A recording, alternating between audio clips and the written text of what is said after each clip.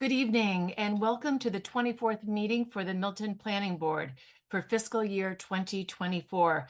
At this time, I would like to now call the meeting to order and begin with introducing the board members this evening. We could start with Cheryl. Cheryl Tagayas, Secretary. Jim. Jim Davis, member. Maggie. Maggie Oldfield, member. Sean. Sean Fahey, member. Great. And myself, Meredith Hall, serving as chair. And now to introduce our staff, Tim. Tim Zerwinski, Director of Planning and Community Development. Great. And do we have Josh or Julia? Josh Eckhart-Lee, Assistant Director. Great. Thank you. Julia Getman, Clerk. Great. Thank you, Julia. So I would now like to open it up for citizens speak. We're going to try to keep this brief. I don't know how many people we have on, but if you see there is a group of 4 residents who have asked to speak tonight, that I am going to give them a little more time. It might be Bridget Conroy, Rachel Shuey. Who are you seeing in the? They're together all in one room. Kristen Bagley Jones, I know, is in that group. So I mean, we'll consider those 4 people, and they can kind of pool their time, I guess. Sure. Why don't we invite Kristen in and see if there's anyone else who would like to join her and speak together. I'm going to allow them a few more minutes because they had requested some time on the agenda, but we had already set the agenda for tonight. Hi. This is Kristen Bagley Jones. Can you hear me okay? Yes, Kristen, welcome. Great. Thank you for giving us some time. The 4 of us are here, so we'll be quick, but okay, great. Would like to have some time to speak. So thank you. If those other folks could raise their hand so I can kind of bring them in if they want to Sure. chime in, because they're not able to talk right now. We're all in the same room. Oh, you're physically all here together. Yes. I'm sorry about that. Together. Okay, so I'm just going to speak for a minute. Thank you for hearing from us tonight. We're here tonight to talk to you about a plan for moving Milton forward. After the recent vote on zoning, we thought it was really important for residents to come together and try to figure out next steps.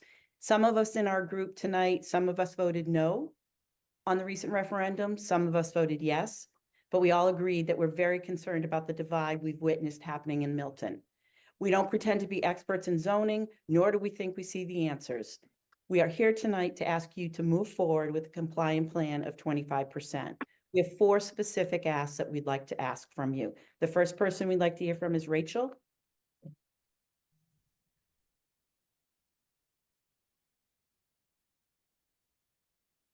Hi. Hi.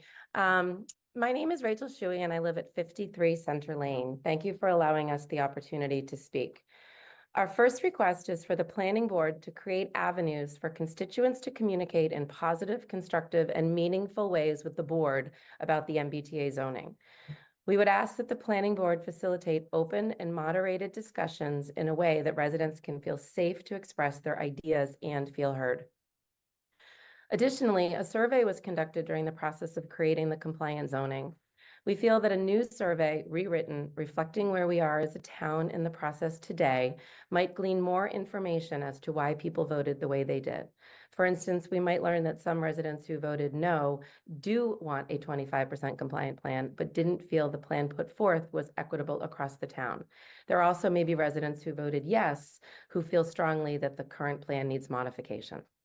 Finally, we would like to see one central email established where residents could send questions regarding the zoning.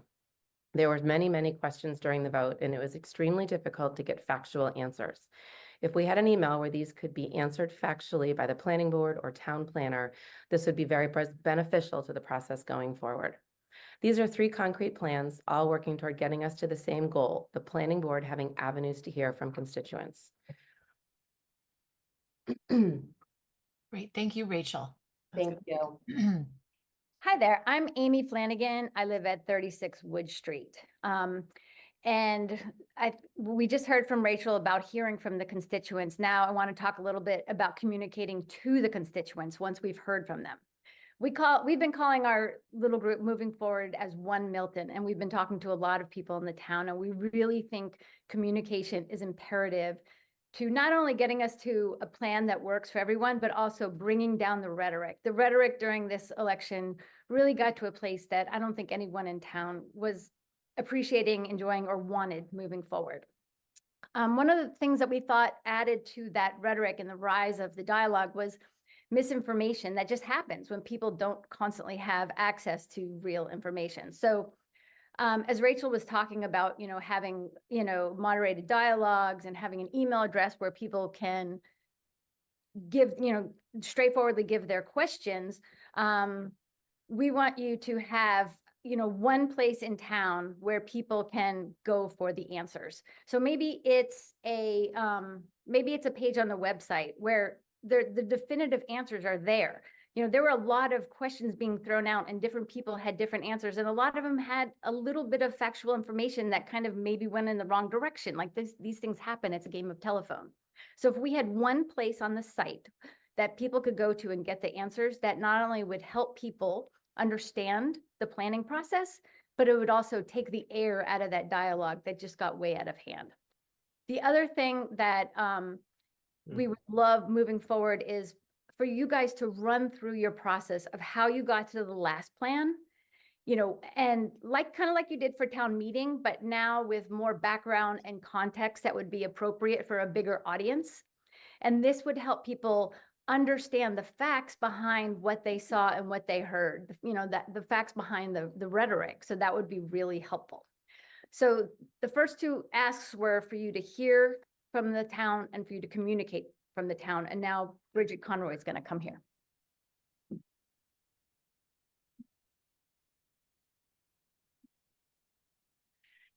Hi, my name is Bridget Conroy. Hi there. And I live at 44 Antwerp Street. Thank you for allowing us the opportunity to speak. I wanted to just touch on revisiting the guiding principles. Since the guiding principles were developed to guide us to a compliant plan, we hope that these guiding principles will be reviewed. Should they be changed? Do we need different guiding principles? Should they be weighted, maybe? We believe that it would be helpful to run through the process of how we got to the plan that was rejected. For example, how did Milton Village commercial area get removed from the final plan when the area fits the guidelines completely? If the reason is because it was zoned a historic district, when was this zoning put in place? Couldn't the feel of the commercial strip be kept and additional housing be allowed? How were the decisions made for which parcels fit the guidelines and which did not fit the guidelines? We know a scorecard was discussed, but we don't know why it wasn't used. We hope you will consider closely analyzing the guiding principles. And now Kristen's going to speak to you about the mandatory plan and timeline. Thank you.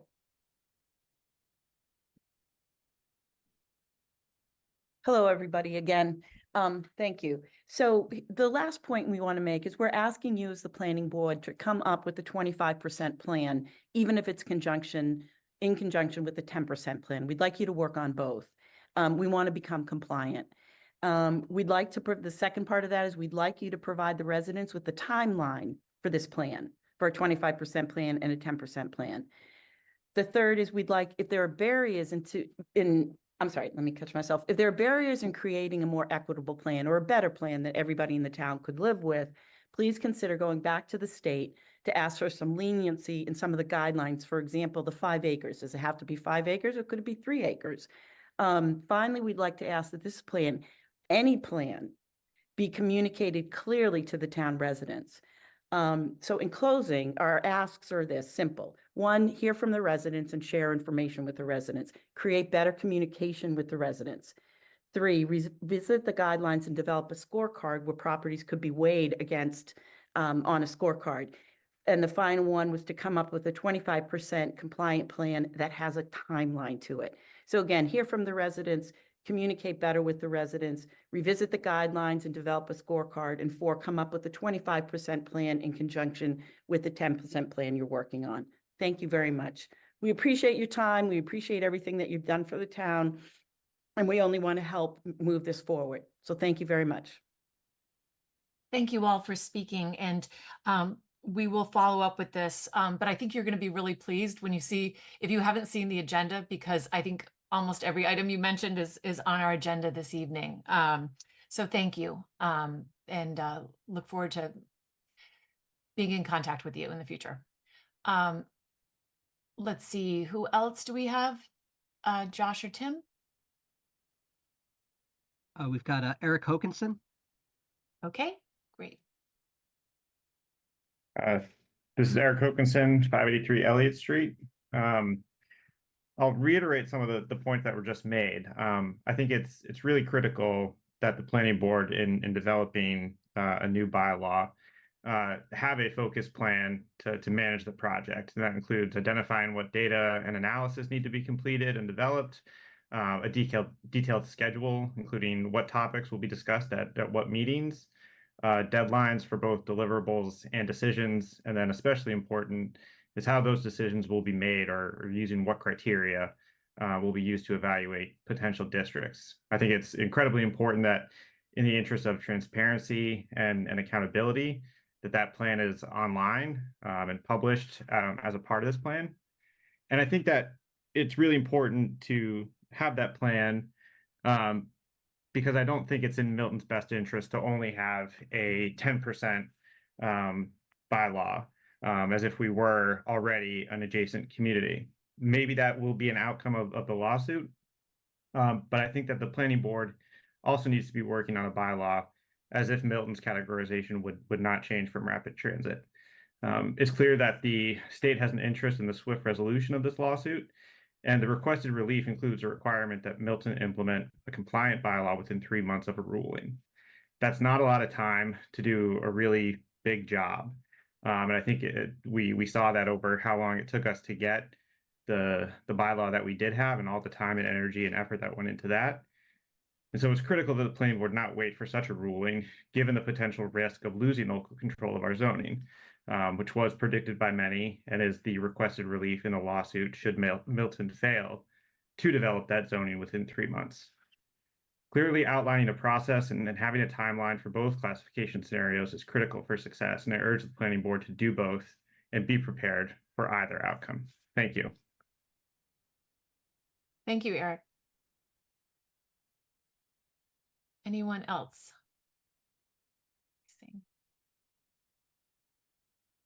We've got, well, we had one and then we lost them.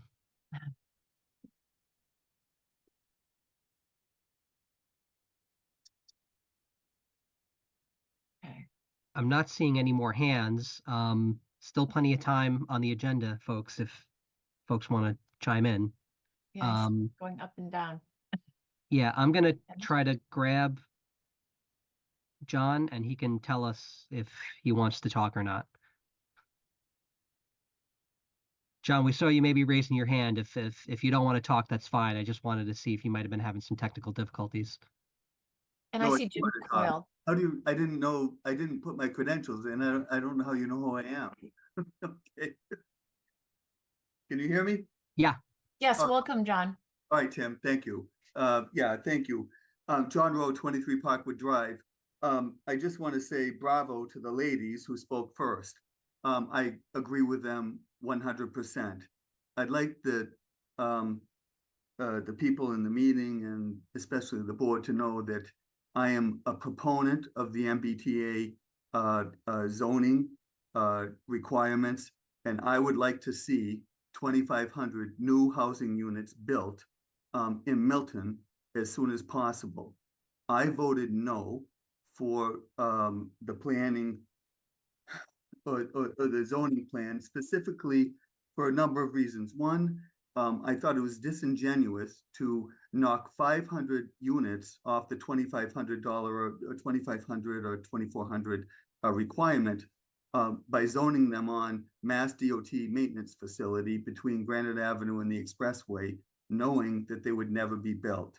And I encourage this board to look at a plan that could be built out realistically, spread out across town. And there are a number of ways I think you can do this. And you can knock off a lot of the 2,400 units you could knock off if we zone for large apartment blocks in various areas. And one of those areas is in my neighborhood. And I would not oppose that. On Randolph Avenue in the old Pepsi Cola plant, you know, I think you could zone for a large apartment block there. It's on the 240 bus line. It has good access to Route 128. And it's on, you know, on Randolph Ave, a major state highway. Other areas that I think you should look at is Milton Village, Lower Mills. You know, I don't know, the extra storage warehouse, I think would be a prime opportunity to build a large apartment block right there on the Mattapan line, on the Mattapan trolley, as well as other areas on the Elliott Street, you know, Milton Village area. I think another gentleman talked about that as being in a commercial zone. And I think that if you zone for large apartment blocks there, with parking, access to the trolley, that we could potentially build this stuff out. And I'm a proponent of building the housing out, not end running the law, which I think is what was approved by town meeting and I voted no for. Thank you, John. Yeah, okay, thank you. Thank you. I appreciate you speaking. We have one more thing, speaker. One more, yeah, no, before I go. Yeah. I think it would be helpful if we could have a forum for people to talk about this. And maybe we need to have a big forum, a formal forum to invite people. And so it's not in this forum, you know, with your weekly meeting, but let's have a meeting, you know, and invite all the town to talk about this. I don't know, just, I think you need to listen to the people because if you don't, the same thing's going to happen again. Thank you, John. Thank you. And I'm seeing Jim Coyle, one more resident. Yeah, hi, good evening. Jim Coyle from 21 Bunton Street. Couple of thoughts. My concern is the density of the parking and travel, driving and bicycles through very tight areas. East Milton, where I live at least, is the people moving in are mostly young people with toddlers. The traffic going through that area is just wild right now. And, you know, 30, 40 miles an hour in a 25 zone all the time, morning and afternoon rush hours in particular, right when the children are getting home from school. Very dangerous. And that is a must, needs to be in the plan in all parts of the town. Like, look at the people that are not represented, the toddlers of Milton. I see them right out into the street. I mean, they're lucky they don't get killed. It was a person that was killed by a bus a couple of years ago, right in front of Starbucks. Because there's the interaction between people trying to walk straight across, you know, every time I go along Adams Street there's somebody on their cell phone of all ages walking across, not paying attention to anything. So there's the adding more potential for more cars in a very tight area already needs to be looked at in all parts of the town, wherever these mini developments end up. Loading zones, I mean, one of the big negatives of the 40B rules there is the lack of incorporating better parking, all the ancillary things that happen, all the deliveries. The amount of deliveries on little streets around here is just phenomenal. All the different services, Amazon, the FedEx, UPS, all of them, they're there all the time. And everybody tries to go faster than the next person. They cut them off, just making a turn. I mean, it's out of hand already. And I would hate to see any more development in East Milton unless the proponents of bicycles and walkways and all that are in on this plan wherever they are and make that part of the plan. Maybe it's widening streets, or you like the old fire station, East Milton. Well, it's going to be gone, but there's an opportunity there. Make the walkability much, much better everywhere for everybody's safety. So we don't have any more serious problems there. It's a shame what's happened right now. And the 40B rules kind of box that project in.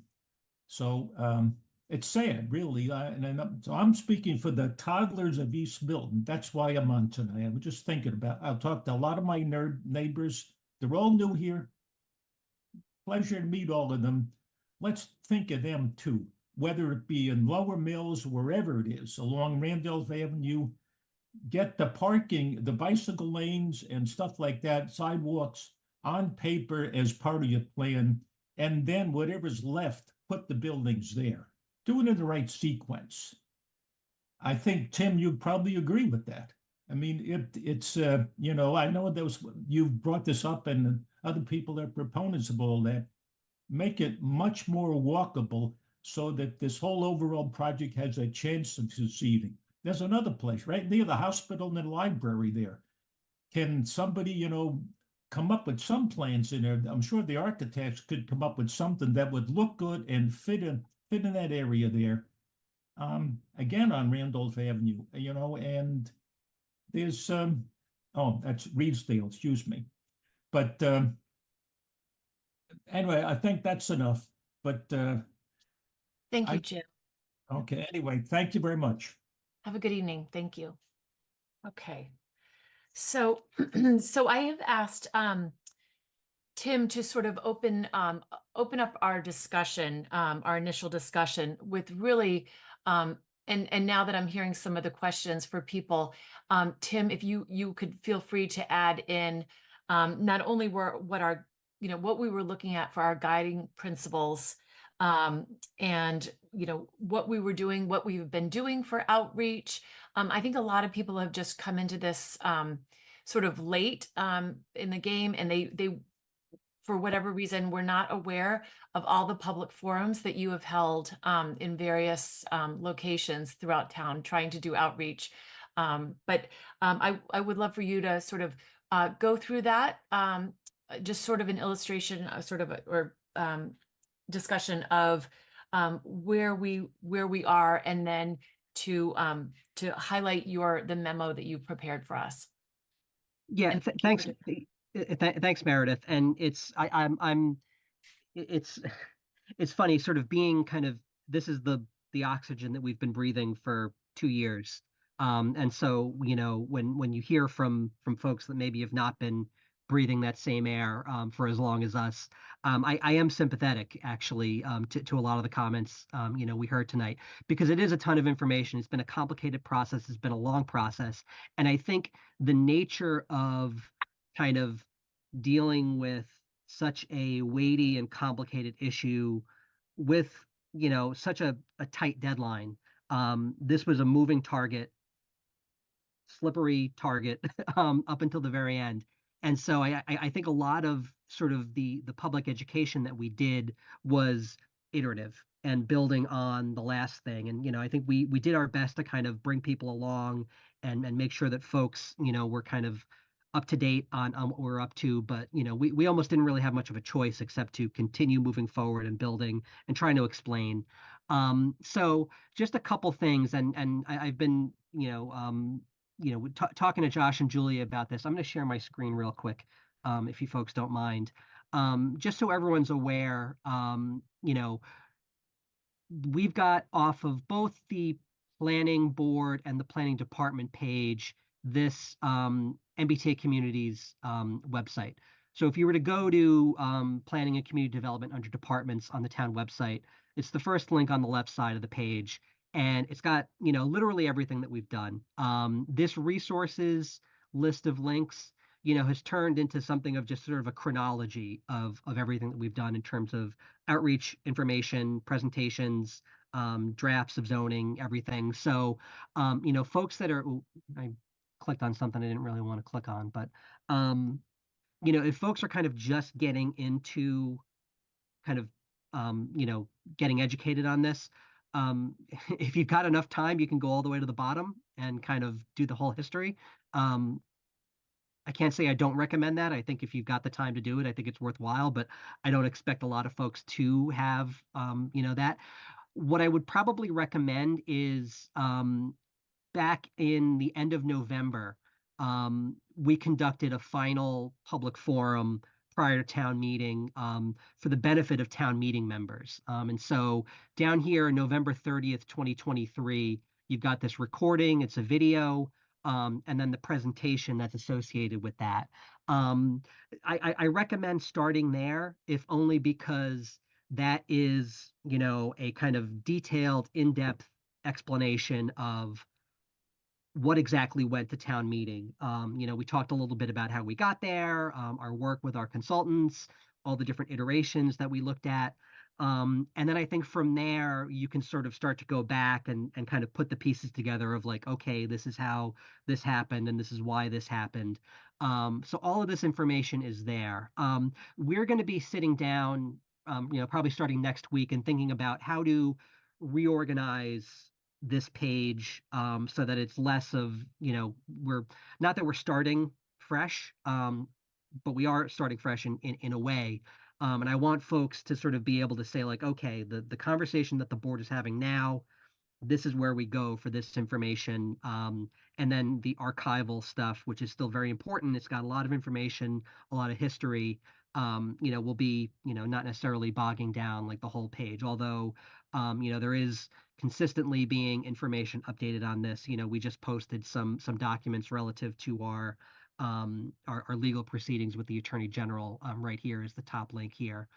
So I think, if you're trying to get sort of educated up on what the board and what the town and the department have been up to in terms of MBTA communities, I think that's a good place to start.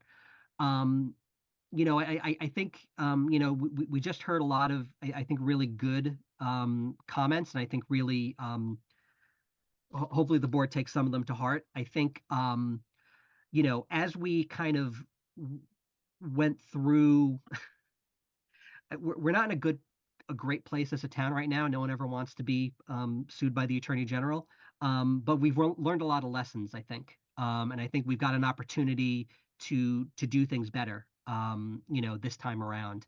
And I think, the advice and the recommendation to start off with, what are your guiding principles? What are the kind of the questions that you're going to ask and the kind of the metrics that you're going to hold your decisions to going to be? Being clear on those at the outset is really important. I think, as we were going through the MBTA community's kind of zoning development process, we had an idea in our head of things that are important based on previous planning that we've done, the master plan process, the housing production plan. I think as we heard things from people who are participating in the process, we learned a little bit more about, what was important. As we were starting to work with the compliance model, we learned a little bit more about, okay, this is how the guidelines and the regulations in the statute actually kind of play out on the ground. And we learned a little bit more about, how that might affect how we so we were kind of cobbling these things together as we went. I think that, and in that presentation to town meeting members, and I think the presentation that we gave at town meeting, also includes those sort of, these are the principles that undergird, the Article 1 zoning. I think they're good principles. I think that, they're kind of tough to disagree with, although if people do disagree with them, there's obviously, reasonable people can debate these things. But I think one thing that is going to be certain, and we knew this developing Article 1, and I think we know it even more as we sort of go into this process, is that a lot of these principles are going to be in tension with the requirements of the MBTA communities law, whether it's 25% or 10%. And I think the memo that I sent to the board, which I'll spend just a little bit of time on because hopefully folks read it, and it's long, but it's got a really just simple message in it that we'll highlight. But you know, there are different things that we're going to be dealing with if we're talking about a 10% situation versus a 25% situation.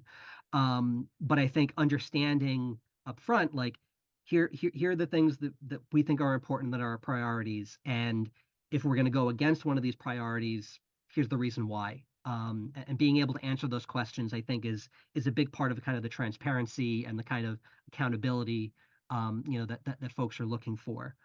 Do you want me to talk really quick about the memo? Yeah, and I just, yeah, and if you would just want to just talk about, you know, that we will be, it's on our agenda to talk about public outreach strategy. So that is one of the things that was mentioned earlier.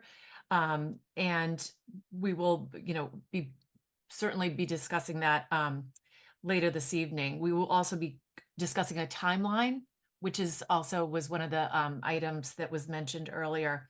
And so I think what at least I feel is I am in agreement that we should have a parallel path, that we should have a 25%, we should have a 10%. And I think we can, we have put a lot of work into our 25%.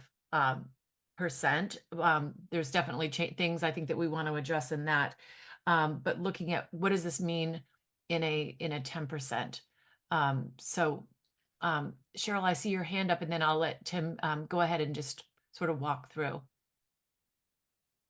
Cheryl, go ahead. Yeah, I wanted to make a suggestion because Tim's memo is focused on starting to think about 10% as a plan. I did want to suggest that we talk about the guiding principles and a scorecard and a schedule and timeline and so forth before we actually get into details Yeah, of a Tim, do you mind 10% just plan. highlighting? Yeah, do you mind just highlighting sort of what those guiding principles are? And then Cheryl, I would like to maybe have you introduce sort of what you've put together following Tim's presentation. So Okay, thanks. Yeah, give me just a second, because I know that it's sort of within the body of your memo. So oh yeah, that's right.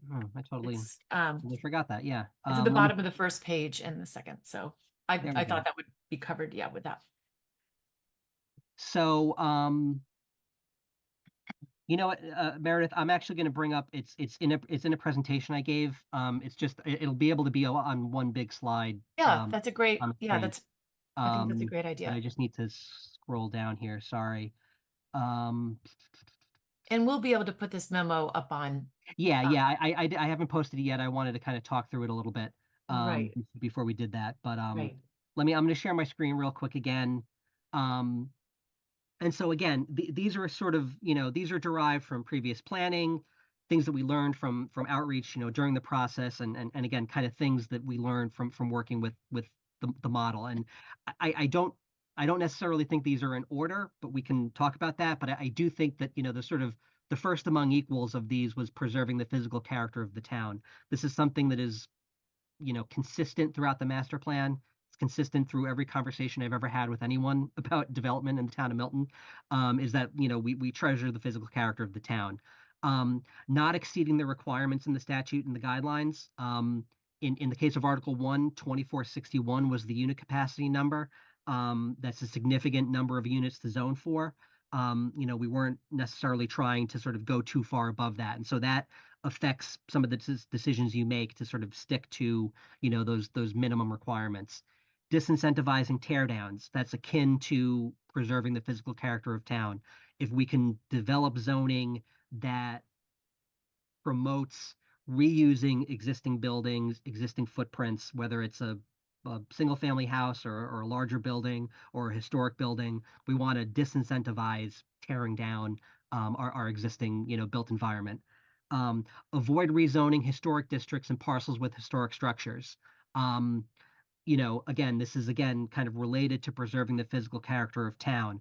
We don't yet have a local historic district. We're working on that, but right now we have, you know, identified historic districts, but they don't actually offer protection from redevelopment. So, you know, we didn't want to put significant swaths of Milton's historic fabric at risk of redevelopment without having those protections in place. zoning larger non-residential parcels to prevent displacement and minimize impacts. When we talk about impacts, I mean, we're talking about literally, are we going to have apartment buildings cheek to jowl with single family neighborhoods? There are places where it couldn't be avoided, but to the extent that there are larger parcels where, more traditionally kind of conceived of apartment buildings were possible, we wanted to zone those places. And so that's why you see some of the larger parcels. The non-residential parcels were not in a position where, folks are being displaced from their homes or anything like that. Taking advantage of existing multifamily housing. We don't have a ton of multifamily housing in Milton, but we do have some. And this is something where, I definitely, I understand the idea of, we want to, some folks are very interested in zoning for stuff that's actually going to get built and, not kind of trying to game the system. At the same time, Milton has contributed to the production of multifamily housing in the region, not a ton, but some. And so the way that you can sort of take advantage of that and kind of recognize that, like, we have done a bit, is to zone for those parcels. And I think the second kind of benefit of doing that is it really kind of bakes in a timeline where you're not going to see, redevelopment happen all at once, which I think, even folks that are, really go development like me, we don't want to see an overnight change that's going to, have a dramatic acute effect on the town and really have a negative effect on municipal services and infrastructure and things like that. By rezoning existing multifamily housing, you're kind of recognizing that, all right, it's here today, it probably won't get redeveloped today, but maybe it gets redeveloped somewhere down the line. And then finally, citing districts in transit and amenity-rich areas. I think a lot of, and we heard this a lot during the referendum campaign. We heard it a lot, leading up to town meeting. We're citing districts in places where they're not necessarily, adjacent to the train. East Milton and Granite Avenue, I think were sort of the big, the big highlights there. The thing that I think is important to understand is that the MBTA Communities Law is about, locating housing near transit. That's why it's MBTA Communities. But anywhere between 25 and 30% of vehicle trips in Massachusetts are for a work commute. And the additional 70% of trips are for everything else. And so, when you cite a district in East Milton, yeah, it's not by the train, but it's by a lot of other things. So maybe you still have to drive to work, but you don't have to drive to the post office or drive to the supermarket or drive to the barber shop or whatever. And so, this is where, you create a walkable lifestyle, a car light lifestyle in some of these, transit and amenity rich areas. It's why we did the Milton Village zoning. That's an amenity rich area. It's why we're doing a separate East Milton overlay zoning process. And so it's just, again, these are reasonable people can disagree about these. They can weight them differently. They can say, actually, this one isn't as important to us. Something else is very important. But these are kind of the things that if you look at Article 1, that those districts try to check all of these boxes. Great.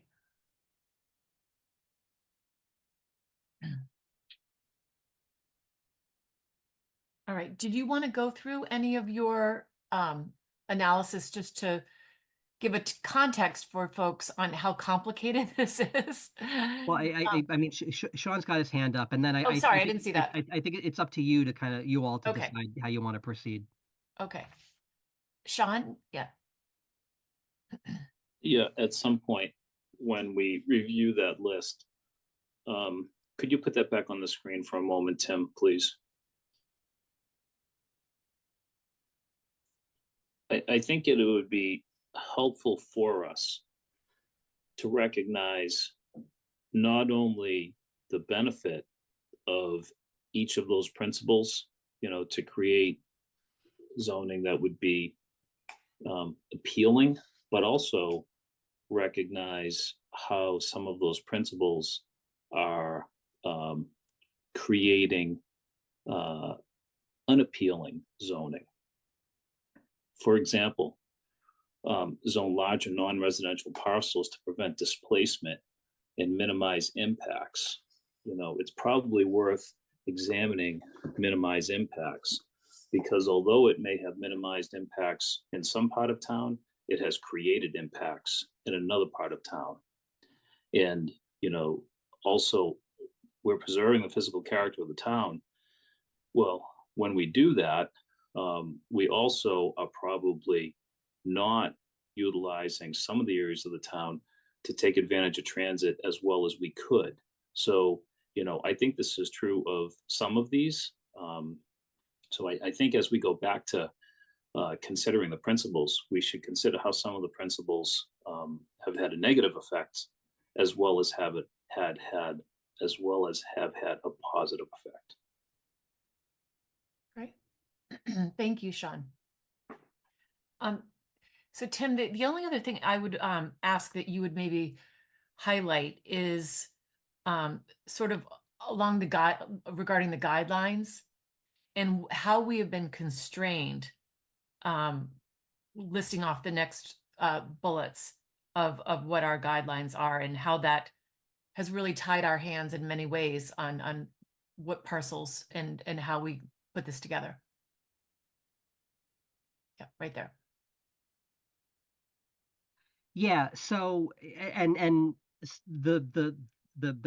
I think Sean, I think the points that you just raised are excellent. And I think is definitely something that, you know, we should have a broader conversation about, because you know, you're absolutely right.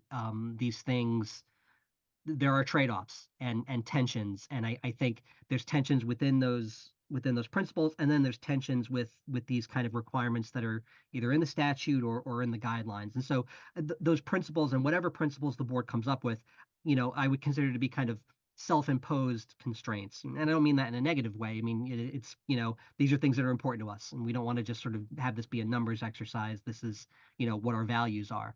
The requirements and the guidelines and in the statute are kind of the sort of external constraints that, you know, this is just the box that the law puts us in. So the statute says, you know, your overall density has to be 15 units per acre. Okay. And so that's it. You know, and that, you know, affected the composition of some of these districts. It affected, you know, the units per acre in Milton Village versus Elliott Street Corridor versus Granite Ave. Everything's got to add up to 15 units per acre. The whole district has to be a minimum of 50 acres. And one thing that, you know, we'll talk about as we sort of talk about, you know, an adjacent community situation, is that for other reasons, we didn't really have to worry about acreage in Article 1, because just in order to get to 2461 units, we're just going to be way over 50 acres anyway. I think if you want to consider 10% zoning, that acreage number now becomes actually super relevant. The minimum unit capacity, the 50 acres and the unit capacity are both functions of what the guidelines consider to be a district of reasonable size. And the statute says that a district has to be a reasonable size. And then it sort of leaves it to the guidelines, you know, to say, what does that actually mean, reasonable size? So there's a physical size, 50 acres, and then there's a, you know, what's in those 50 acres. And this is like your zoning district has to zone for this many units. So if we're a rapid transit community, we've got to zone for 2,461.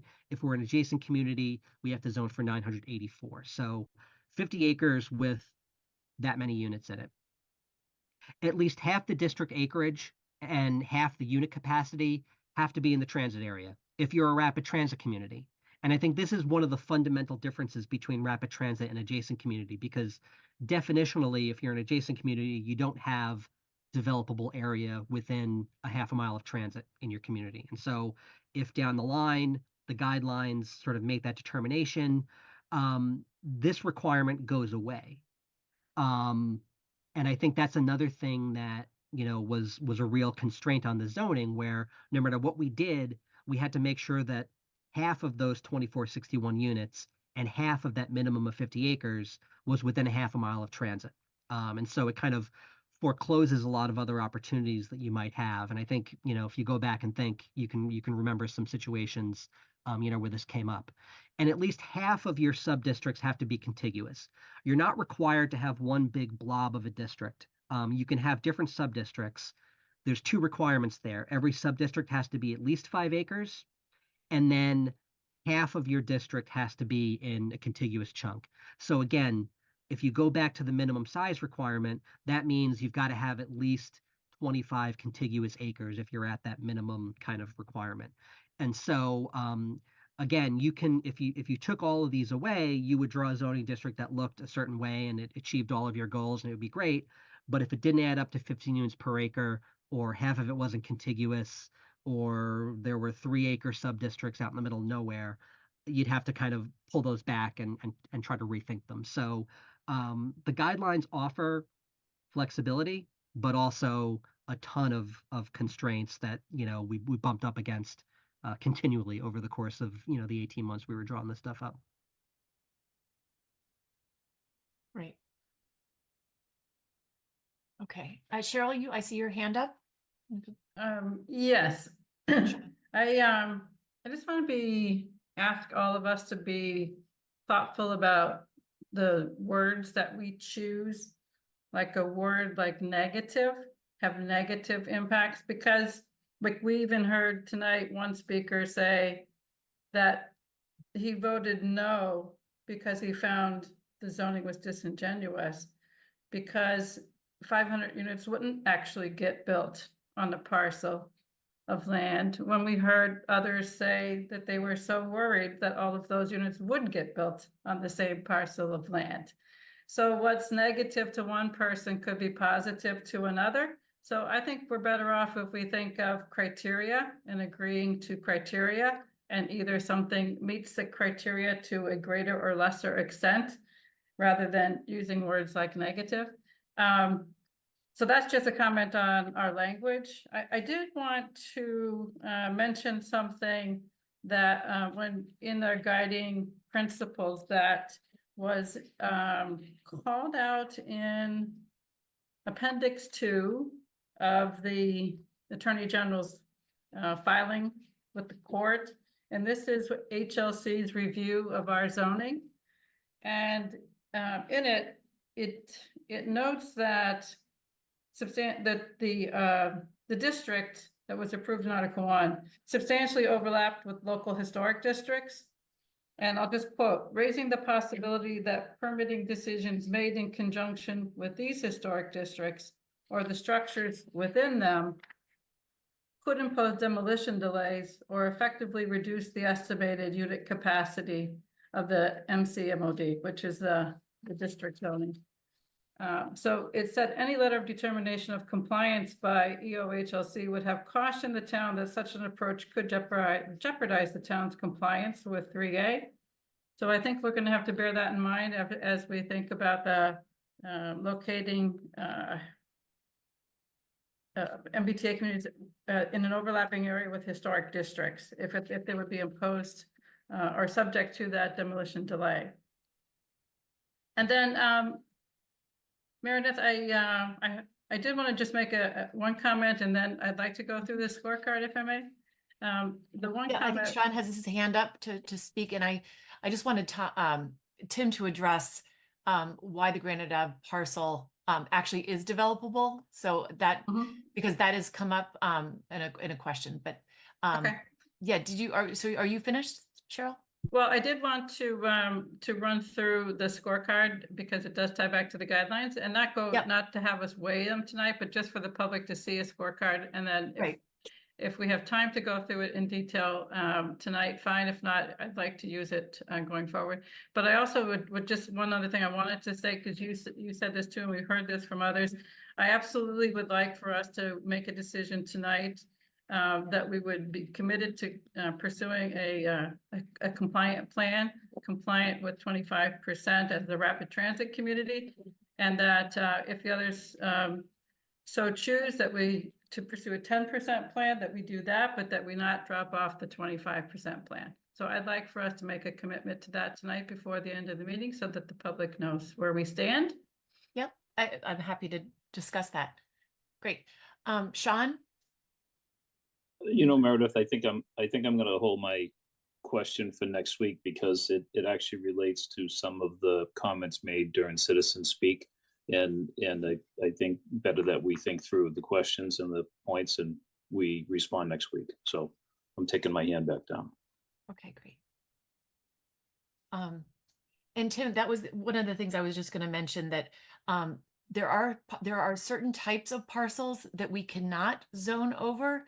So when we're considering, what the locations are and where these districts are, there are some that we cannot, but there's reasons why there are exceptions to those. So do you want to just highlight that, Tim, for people who are? Yeah, so there's a couple kind of types of what they call excluded land. And the way that the guidelines work is we're measuring what they call developable land, and that just means you can build something on it, whether it's vacant or it's got another building on it or whatever, it can be built upon. The different types of excluded land are kind of what you would expect: wetlands, surface water. You can't zone Turner's Pond. Excluded land is, rights of way. You don't get credit for zoning the middle of the street for obvious reasons. A couple other ones: institutional uses, so hospitals, schools. You can't. They don't want you to rezone Curry College. A lot of big land. And imagine we built 1,000 units on Curry College. Curry College is never going to do that, and so it's considered to be kind of an end around of the guidelines. And then the other piece of excluded land, and I think this is super relevant for folks that maybe have not been, super plugged in and are now super plugged in, is public land. And so you're not allowed to rezone, Town Hall, for instance, or, the East Milton Fire Station, because the presumption there is you're using Town Hall for Town Hall functions, and there's not a reasonable expectation that housing will be developed on that public land. Now, the exception to that guideline is if a piece of public land has been, recently put out for disposition for housing redevelopment purposes, you can include it in your zoning district, because that is showing a commitment to housing development, and there's a reasonable expectation that there'll be development there. And the other piece of public land that you could rezone is land that is identified in a state-approved housing production plan as a sort of a strategic, future potential housing site. And I think this is where the Granite Ave parcels come in, the state DPW yard and the park and ride lot. Those are in our housing production plan as, potential housing sites. And the reason why they're in the housing production plan is the sort of the history of, the state's interest in disposing of that land for redevelopment. Most recently in 2013, 2014, there were discussions and negotiations between the town and the state on purchasing at least a portion of that parcel. So, we were allowed to rezone that, because there is a history, and there is, again, given especially the administration's, interest in redeveloping state land for housing purposes, there's a presumption that there's a possibility that you could develop housing here. And so that's kind of the excluded land versus developable land kind of distinction there. Thank you. That was really helpful. I think for people who are just, thinking about parcels, I've heard things like, let's zone, over the over Hutchinson Field, for example, certain things that are conservation restricted. Trustees of Reservation owns that. The Blue Hills Reservation, there's other things that people think, oh, why can't we do it there? So thank you. That's very helpful. Jim, I see your. Yeah, just to that point, with regards to the schools, I know we had played around with same areas of the hills at one point, maybe not Fontbonne, but Labouré, the parcel in front. And can Tim, you just speak to that to let the citizens who are listening know why we can do that, why that's possible? If it is. I assume that, I guess, private schools like Milton Academy would be possible to overlay zone. I am going to bring up the relevant part of the guidelines just so we can have it on screen. And as a way of me double checking this stuff, because let me share my screen real quick. Gotcha. Thank you. So this is the Commonwealth's website with the guidelines. So this is excluded land. So just so you know, developable land means land on which multifamily housing can be permitted or constructed for purposes of these guidelines. Developable land consists of all privately owned land except lots or portions of lots that meet the definition of excluded land. And then public land is out of that as well. So excluded land, all publicly owned land except for lots or portions. It's kind of circular in that way. Rivers, streams, lakes, wetland resources, protected open space, public rights of way, privately owned land on which development is prohibited. And then here's the one: privately owned land used for educational or institutional uses such as hospital, prison, electric, water, wastewater, or other utility, museum, private school, college, or university. Now, Jim, it brings up an interesting point where, like, if you say, St. Agatha's, right, which has a campus with a church and a school, could you? It doesn't say church here, right? It says school. So, like, could you rezone half of that? We haven't really kind of talked about that with the state, but that's something where they have very specific examples here, and for instance, a church is not one of them, but a school is, and where do you draw the line between institutional, educational, whatever use? So I think there's a world in which some of those parcels may come into play, if we're considering other zoning districts, and we'll want to get some more clarity on that. But I think it's still probably an open question. Gotcha. Because I'm just thinking, Labouré used to be Aquinas, and then for a while there, when Aquinas College folded, the parcel was for sale, and Fontbonne bought it. And then I'm also thinking of the rectory on Fontbonne that went up for sale, and Milton was going to buy it for a school. And I get that's private school to municipal use, but it's still confusing to me. And I appreciate your answer. And I don't have any parcel in mind right now that I would overlay immediately, but I'm just thinking of options if we have to stick with 25%. And I wish we could get those answers. So is it the kind of thing where we would maybe overlay, and I'm just throwing out Fontbonne hypothetically, and then go to the state for guidance, or can we ask them up front? I think that would be a question that we would ask up front and say, like, look, here's something, it kind of, especially you're right, we were talking about potentially purchasing, the part of the Fontbonne campus. It meets the definition of institutional or educational use, but also there's a very recent history of, them trying to sort of offload some of this land for, who knows, they eventually went in a certain direction. So I think that's definitely something where some kind of direct guidance from the state would be, would be good. And I think they'd be happy to give it to us. Whether or not we like the answer is specific enough, is another story. But I think that's the type of question that they're there to answer. Okay, thanks. Yeah, we have a second bite of this apple, and it'd be nice to get it right. Good. Thank you. Thank you. Thank you, Jim. Sean? I see you. Yeah, I definitely, probably a concern that I think I'm not the only one that has. When you get into that, and if you ask the question and they say yes, there's an awful lot of people that consider Fontbonne an asset, to this community. And when we get an acknowledgement from the state that we can do it, we begin going down a pathway of creating zoning that potentially could eliminate that asset from the community. So I just want to, I guess, express for those people that, view places like that as an asset, or, a synagogue or a church, that we are creating the potential to lose some of the resources that people consider assets to the community. Excellent point. That's good. Thank you. I'll point out Maggie? that I believe there are Sorry, two Maggie had churches. her hand up. Oh, sorry. Okay. Right.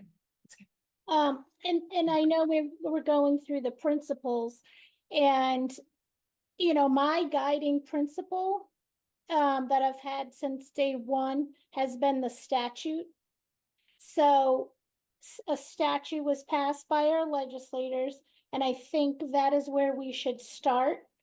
And I think we should start that we need to create housing within a half a mile of transit. Well, it actually says to be located not more than a half a mile from a commuter rail station, subway station, ferry terminal, or bus station. And it needs to be 15 units per acre and without age restriction. So I think that's where we should start, because I do think there's a lot of properties in town that we agree with, like our board has agreed with in the past, and many people, many people in the community will agree with. So, you know, we need to start identifying the properties that we think will meet the statute.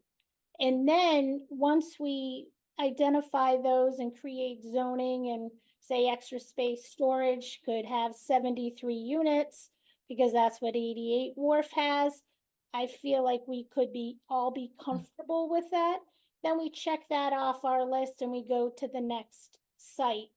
And so we can get to a number by taking individual sites that we all know are up for development and ripe for development, and we want development in.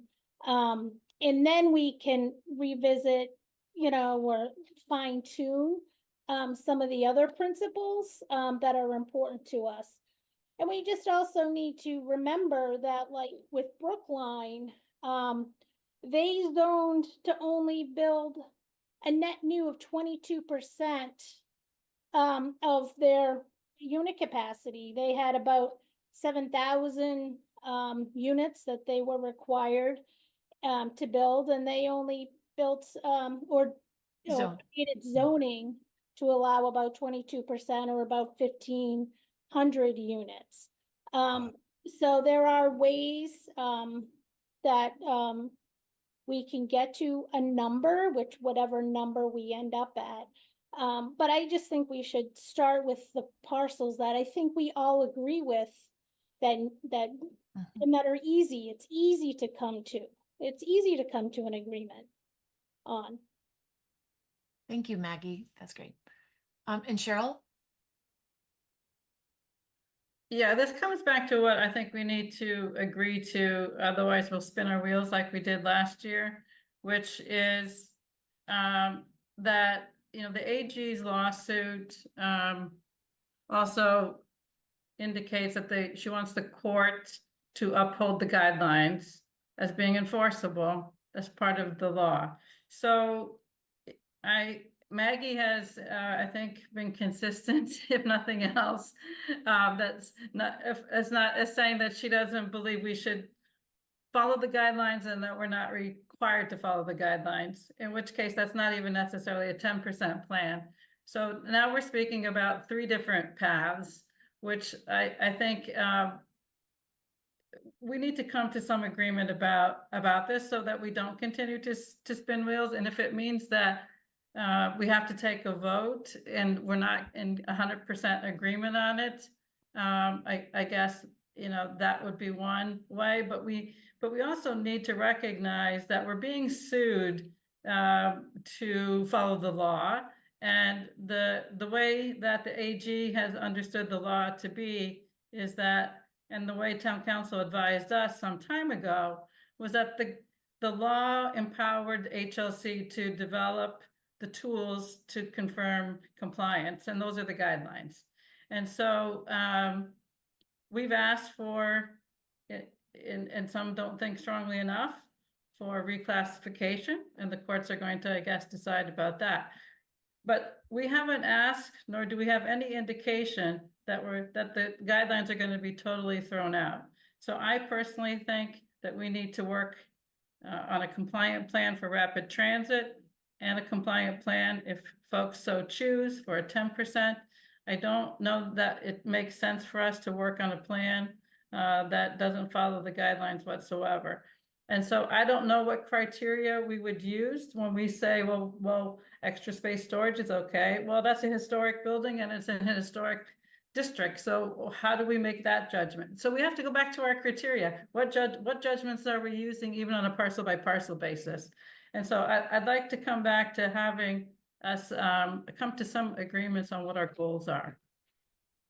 Right, and we haven't gotten to that discussion yet, but I do plan to have that. So, Maggie, you had your hand up.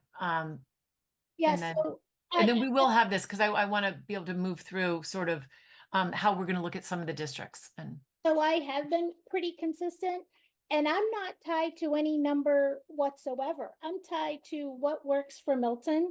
And I think, as I said, we all can agree with certain parcels. And if we get up over 10% and it works for Milton, I'm fine with that. And one of the things that I am greatly concerned about is our 40B count.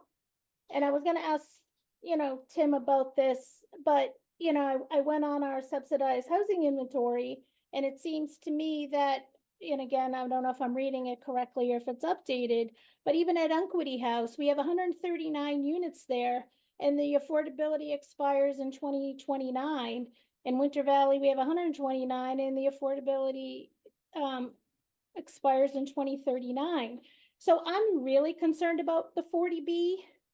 And because we need to create more affordable units. And so, I've been a huge proponent of Unquity House, but when I was looking at this recently, I became a little bit nervous because, I do not want to be part of a situation where we're taking away housing from a population that really needs it. And if we overlay the Unquity House, where our population there really needs that housing, and we're putting in, and as of right, that really scares me. So I need a little bit more information from Tim. And I think we really do need to pay attention to our 40B numbers. Thank you, Maggie. Yeah, so just on that, so when you see, so if you look at the subsidized housing inventory, there are some units that are what we call perpetual units, so they're perpetually affordable. I think, a good, we haven't had a 40B project built yet, but the 40B projects, their affordability is perpetual because it's an internal subsidy. They're not funded by outside kind of, subsidized sources. So it's baked into the sort of the finances of the project for those to be affordable units. When you've got a project like Unquity House or Winter Valley, or some of the other kind of mission-based, affordable housing that we have, those use some variety of state and federal subsidies that kind of keep the affordability going. And so that's why you see the affordability expires in 2029 or 2039. This happens from time to time where you've got to refinance the project or you've got to find new subsidy. Winter Valley had to kind of re-up their subsidy in the relatively, it might have been in 2020, 2021. And so that kind of, bumped up there. So it's a concern, and Maggie's right to kind of point it out that it's not kind of, guaranteed perpetual affordability, but these are mission-based housing operators that are committed to affordable senior housing, and they have expertise in kind of maintaining that. And so it's not, you don't want to, say 100% guarantee that Winter Valley is going to be, they do have to periodically re-up their subsidy, but they've done it before in the past. We're confident that they'll be able to do it in the future. And I think, Maggie does bring up a good point where, okay, we've got this affordable housing resource today.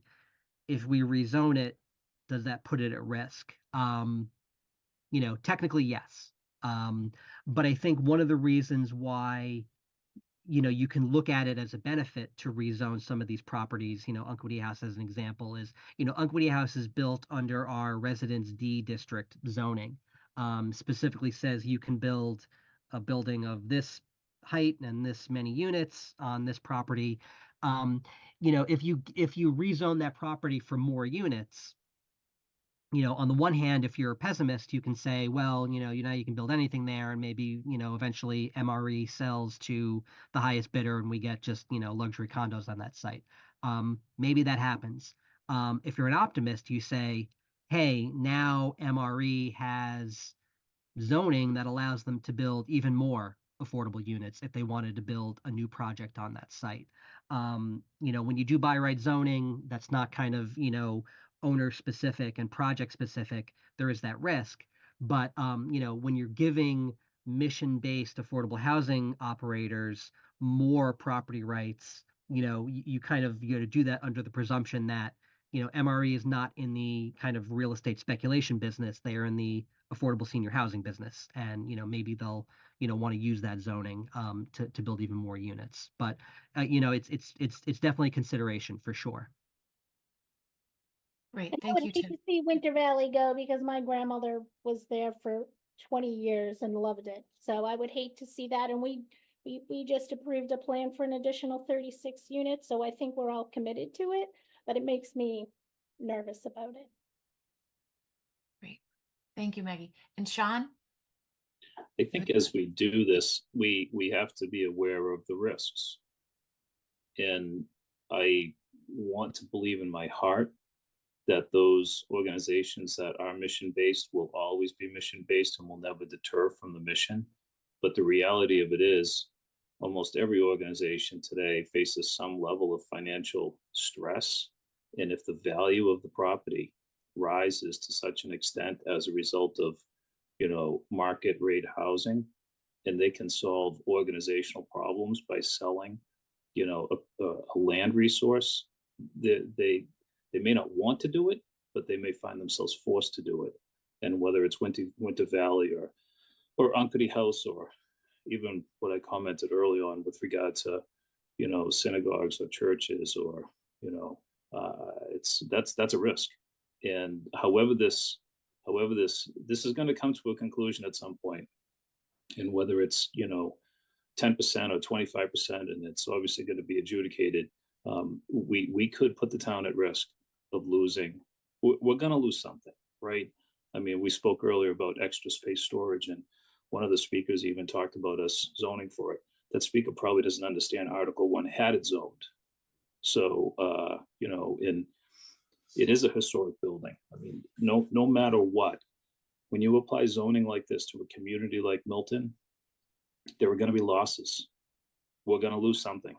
And I think we're all trying to minimize the losses, no matter how you feel about it, whether you feel like you're a proponent of 25% or a proponent of 10%, we are going to have losses. We're either going to lose established housing that we don't want to see torn down. We're going to lose historical buildings. We're potentially going to lose a resource like Uncany House. It is inevitable. And, I am glad that people are paying attention to it, but from some of the comments we had earlier, I think a lot of people don't know what was discussed last year and how we arrived at it. And there will be losses, undoubtedly. And I think our goal as a board, whether you have Cheryl's point of view, or Maggie's point of view, or my point of view, or Jim's, or Meredith's, is to minimize the losses for the town. Thank you, Sean. And Cheryl, you had your hand up? Yeah, again, I just want to have us think about what maybe losses and gains, but more trade-offs. Again, sort of not making the judgments ourselves, but putting it into our selection criteria that there's, potential trade-off of for a particular property. You lose this, you gain this. It's a trade-off, and it's not for us to judge.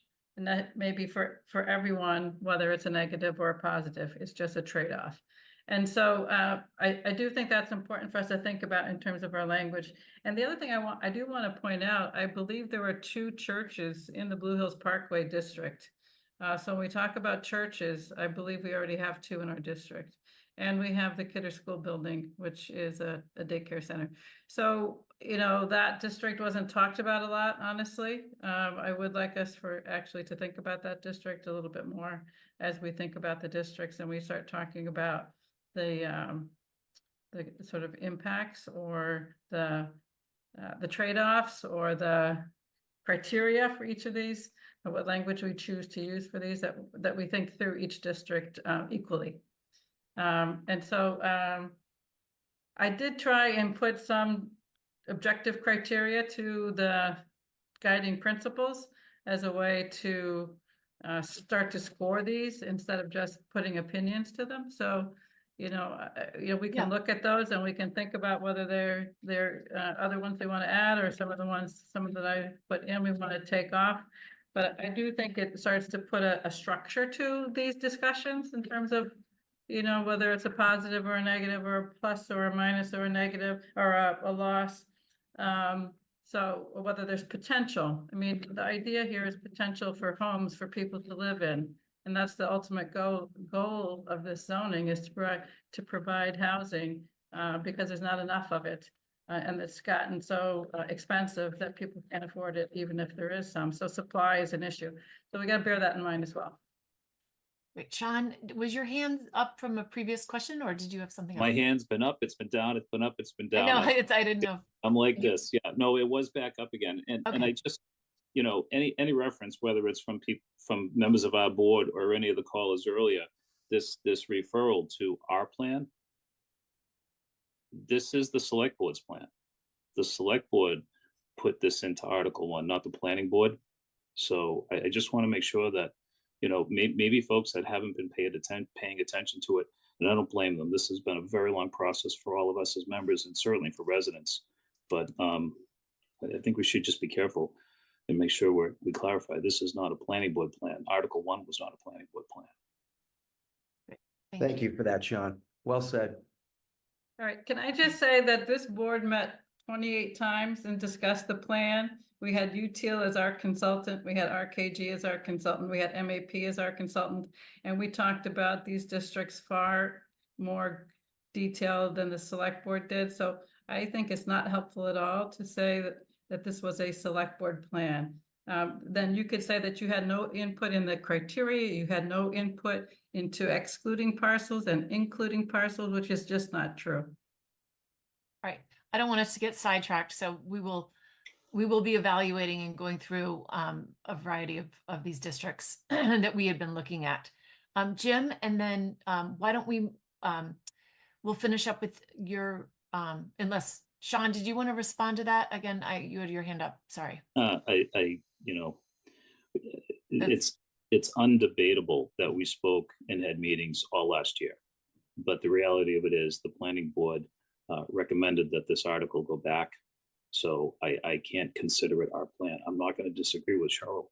We talked through many meetings and developed a lot of thoughts, a lot of ideas, and those ideas and thoughts were taken to create this article, but it still can't be considered a planning board plan. And I think we should move on. All right, thank you. And Jim? No, I just have to ditto that, but I'm going to lower my hand because it's fine. This is not our plan. That's all I have to say. Okay, great. All right. So, because I do want us to get to the site plan, just overall framework this evening, because that's going to be a really important piece of all of this. Cheryl, can you pull up on your screen? I had not had a chance to review what you added or changed, but can you pull it up? I can pull it up, yeah. Okay, that'd be great. I can. Can you all see it? Yes. Yes, okay. So Okay, it that's took, better. yeah, it took the guiding principles, and then I applied, I guess, what I consider to be objective, and we can all talk about that. But how do we define whether a district is going to be preserving the physical character of the town? So one of the things that we could talk about is, are we allowing buildings of the same height as what exists? Are we allowing buildings of the same height as exists for multifamily in other parts of town? So that's what we talked about when we said, let's look at what we have at 36 Central or 131 Elliott, et cetera. Because people were worried about getting high rises, right? So we wanted to compare it back to something that we already have in town. And then allowing buildings, allowing buildings of the similar size? So that gets to the scale of the buildings. And some of that is controlled by the setbacks, the lot coverage, and the FAR requirements. And then the building typology, is it comparable to existing? So that would be not necessarily allowing larger apartment buildings in a single-family neighborhood, for example. So that's the building typology. And then open space is the required open space comparable to what exists in that neighborhood? But because we know it's not consistent across town, some neighborhoods have more or less than others. And then the physical character, Maggie, I hope you appreciate this, the tree coverage, because, you know, having a site that's all mature trees is something that contributes to the character of the town. So how we weight these across districts, we could think about, but those are some of the things that I thought we might put under preserving the physical character. And then do not exceeding the requirements of in the statute and guidelines. I think a lot of that had to do with unit capacity. And that's really not something you can really gauge on a district by district basis, I guess. It's just, I noted it here. I'm not sure how we set up very objective criteria to weight districts on that one. On the disincentivizing tear downs, we talked a lot about not wanting to incentivize a tear down for a single family. And when we say incentivize, that means that you're allowing, like you were just talking about, Maggie, Sean, allowing more than what the existing is, so much so that the only way that someone's going to be able to use the property other than the existing single family is to tear it down. So we talked a lot about the lot size as being a factor for that. So the other thing is whether the land is vacant or not. So obviously if it's vacant, you're not having a tear down, right? If we talked about whether if a building is brand new, it's not likely to be torn down. So that this tries to get to that the existing building value is high already, so that we're not looking at a likely tear down of that. And then that the parcels or buildings themselves are of adequate size, that you could do the multifamily without having to tear down the existing building that's there. Under avoiding rezoning of historic districts, I think that's pretty simple. It's either in a district or not, or it has a building that's listed on the register or not. So those are really sort of yes or no in a sense. The criteria about zoning larger non-residential parcels. This is the one I think, you know, Sean, that you mentioned about minimizing impacts.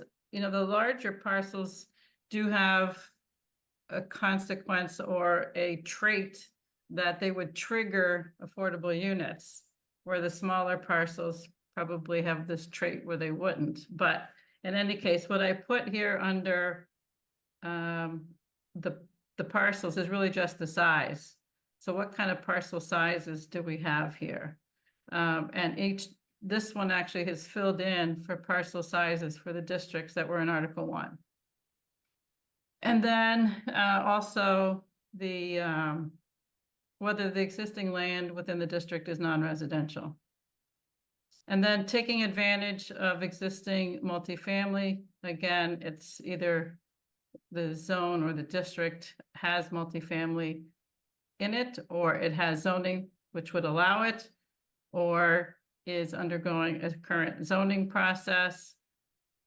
Design guidelines in place, and then including areas that have multifamily projects that have been approved but not yet built. So this might capture the 40Bs or the areas like 440 Granite Ave or Winter Valley. And then under citing districts in transit and amenity-rich areas, really this is just, again, whether it's within a half mile or a mile, a trolley station, a bus line, bike paths, whether it has sidewalks, whether I added whether you could walk to schools, amenities, being able to walk to amenities. And then these weren't necessarily outlined in those previous principles that Tim mentioned, but we've talked about.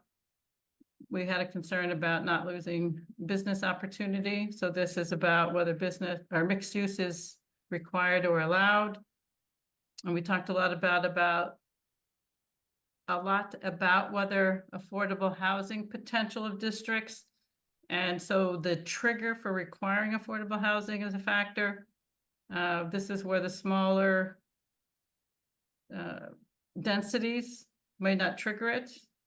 Larger densities would. And this again is if it already has projects which include affordable projects already. So something that you were getting to, I think, Maggie, with that, but also the 40B would be added into that. The potential to handle vehicle traffic. So what kind of roadways do these districts have?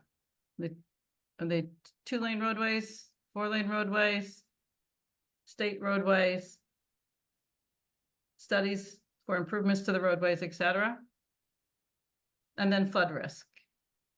Some of these I picked up from the new tool that MAPC released, which was looking at district suitability, which is a really interesting tool, which I think we could talk about at some point. But they did include in that flood risk as part of their criteria. So that's a run. That's a rundown of the list. Thank you, Cheryl. That's great. Sean, you had a question? Yeah, I think first, I think the list is very helpful. And credit to Cheryl for putting it together. I would like some time to go through it. We received it today. So I honestly haven't spent any time on it, although I opened it up and saw it just before the meeting started. But there's one item I saw on this that I have an interest in knowing more about, and under the potential to handle vehicle traffic, there's an item that Cheryl has added here, which is road is identified as a traffic hotspot in the Traffic Mitigation Committee Report 2020. Tim, would it be possible that Josh or yourself could find that report and send it out to us, to the members? I will do that right away. You don't have to do it right away, but appreciate it. I'm curious to see what those hotspots are. Yeah, Sean, just so you know, I added some things to what I sent to folks back, I think, in January. The organization of this spreadsheet is the same as that one. Okay, terrific. Thank you. Right. Should I stop share now?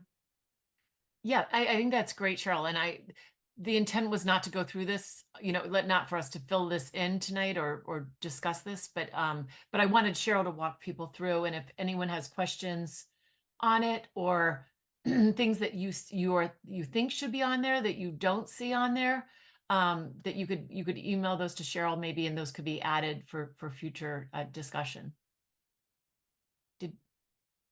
Jim, you had your hand up, and then Sean. Did you have a question? You're on mute, Jim. Sorry about that.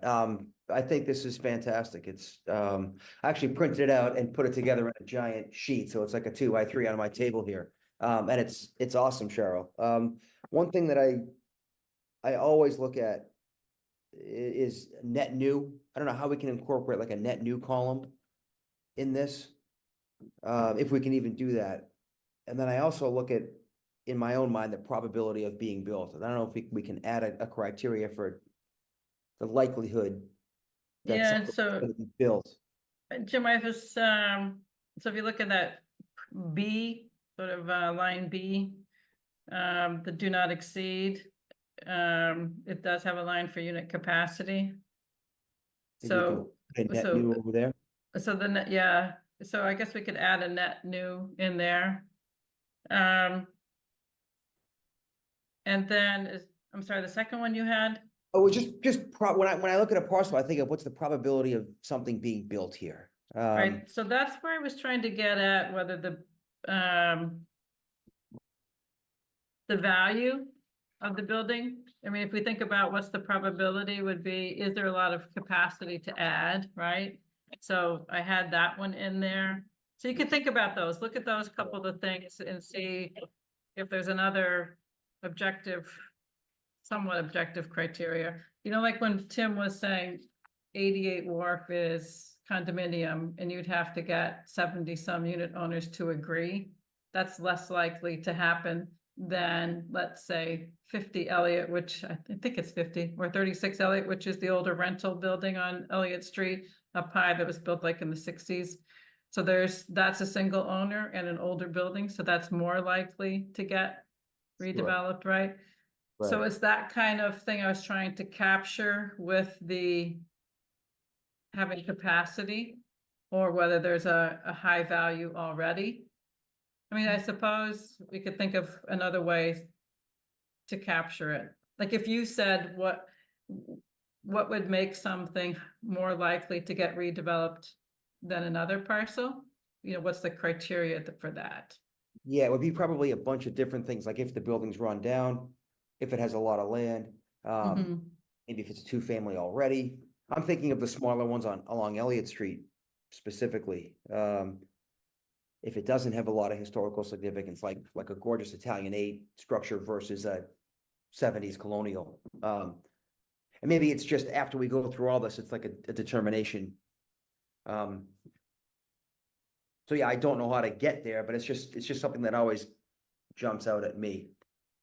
Yeah, I think the one thing that's gonna be hard in the Elliott Street corridor is it's so many parcels. So if you had something where it was only like 4 parcels, it's a little easier, I think, to identify each parcel's sort of likelihood of getting redeveloped.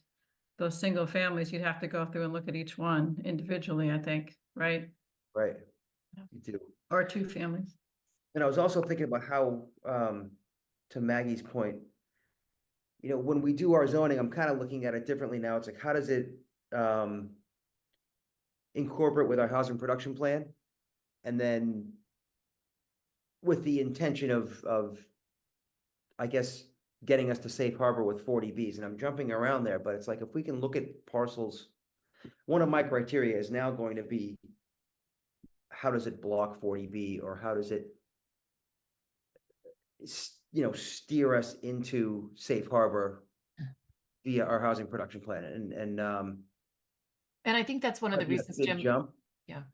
Go One on, of the sorry. reasons we looked at the large parcels is because they're over 8 or over 10 units, and then we could have a 15% affordability.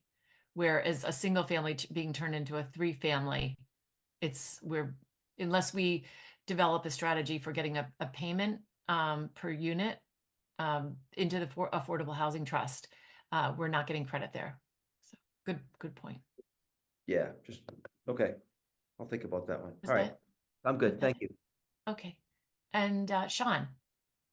I'm gonna put some thought into something that's on my mind, and I'm not sure how to fit it in, but I feel we should recognize it. And that would be impact on town services. You know, somehow we should consider this, and I'm unsure as to how to apply it, but I do think it's worth considering. You know, might some zoning be less impactful on town services than others? I'm not so sure, but you know, I know from those that have concerns. You know, some have concerns with town services and financial impacts, but I think this happens to capture some of the concerns of people that were opposed. You know, there were people that simply were opposed to it because of the traffic, and they live in traffic. There's a gentleman that spoke earlier tonight about that, but I think we should consider, impact on town services as much as we possibly can. So, as I said, I don't have an approach to that, but I feel like we should put some thought into it. One thing that I think we could think about with respect to the traffic part, larger projects, you can generally require mitigation. Tim, is that something like where in this zoning, if there was a significant traffic impact, like we talked about, if on Granite Ave, that could trigger the requirement for putting in a traffic light if that's what the traffic study showed. Whereas a 3-unit project wouldn't justify put the cost of a traffic signal, for example, or most likely generate enough additional traffic that it would warrant it. But that kind of mitigation measure, Tim, we talked I mean, about. that's tough to require in a by right project via site Mhm. plan approval. But I think there are other mechanisms. I think especially when you think about Randolph Ave, Granite Ave, 138, these are state highways. And one of the things about development on a state highway is you need a state access permit, which means a basically permission from the state to kind of do this development and access their state highway. That oftentimes comes with kind of hand in hand with mitigation of traffic impacts and the potential for improvements on the state level. But for a kind of a standard, if you think back on well, the 440 Granite Ave isn't a great example because it needed variances, but there's a limit to what you can require of these projects and still be considered by right. I mean, especially from a traffic perspective, from other kind of municipal impacts in terms of like water and sewer infrastructure, we have regulations that apply to every project in town, whether it's a single family house or a 100-unit apartment building, relative to water and sewer capacity and kind of, the impact on that. Every project is responsible for, if there's not enough water or sewer capacity to service a project, that project needs to make the necessary upgrades or else they're not allowed to tie into the system. So that's one thing where, we have regulations in town already that apply to every development project. Great, Sean, you. Yeah, just one other ahead, thought, yeah. in regard to the principles, there's also a possibility that we could zone something that wouldn't necessarily be good neighbor policy, with the adjacent community. The civic organization from the Cedar Grove area, they certainly felt they would be impacted by what was zoned for down to Granite. I think they suspected that most of that traffic would roll right into, their neighborhood. So, we should at least be aware of it and recognize if we're going to zone something in an area like that, that we're probably affecting the adjacent community, possibly more than our own community in that particular case. Well, the trouble is we have the requirement of the trolleys along Boston for this entire length, so it's not as if Boston is zoning along. It's Mattapan and Dorchester as well, and Quincy has as well. And I know they're supposed to notify Milton when they do it, but it's not as if they consider the impacts to us too much, do they? Not really. Cheryl, I'm not saying it's avoidable, but Yeah. I'm saying that I think if we're going to consider a series of principles to follow, we should at least recognize it. I mean, we're really not interested in harming another community, but the state doesn't seem to care too much, that one community could harm another community. So anyhow, I think just that- think responsible to at least acknowledge it.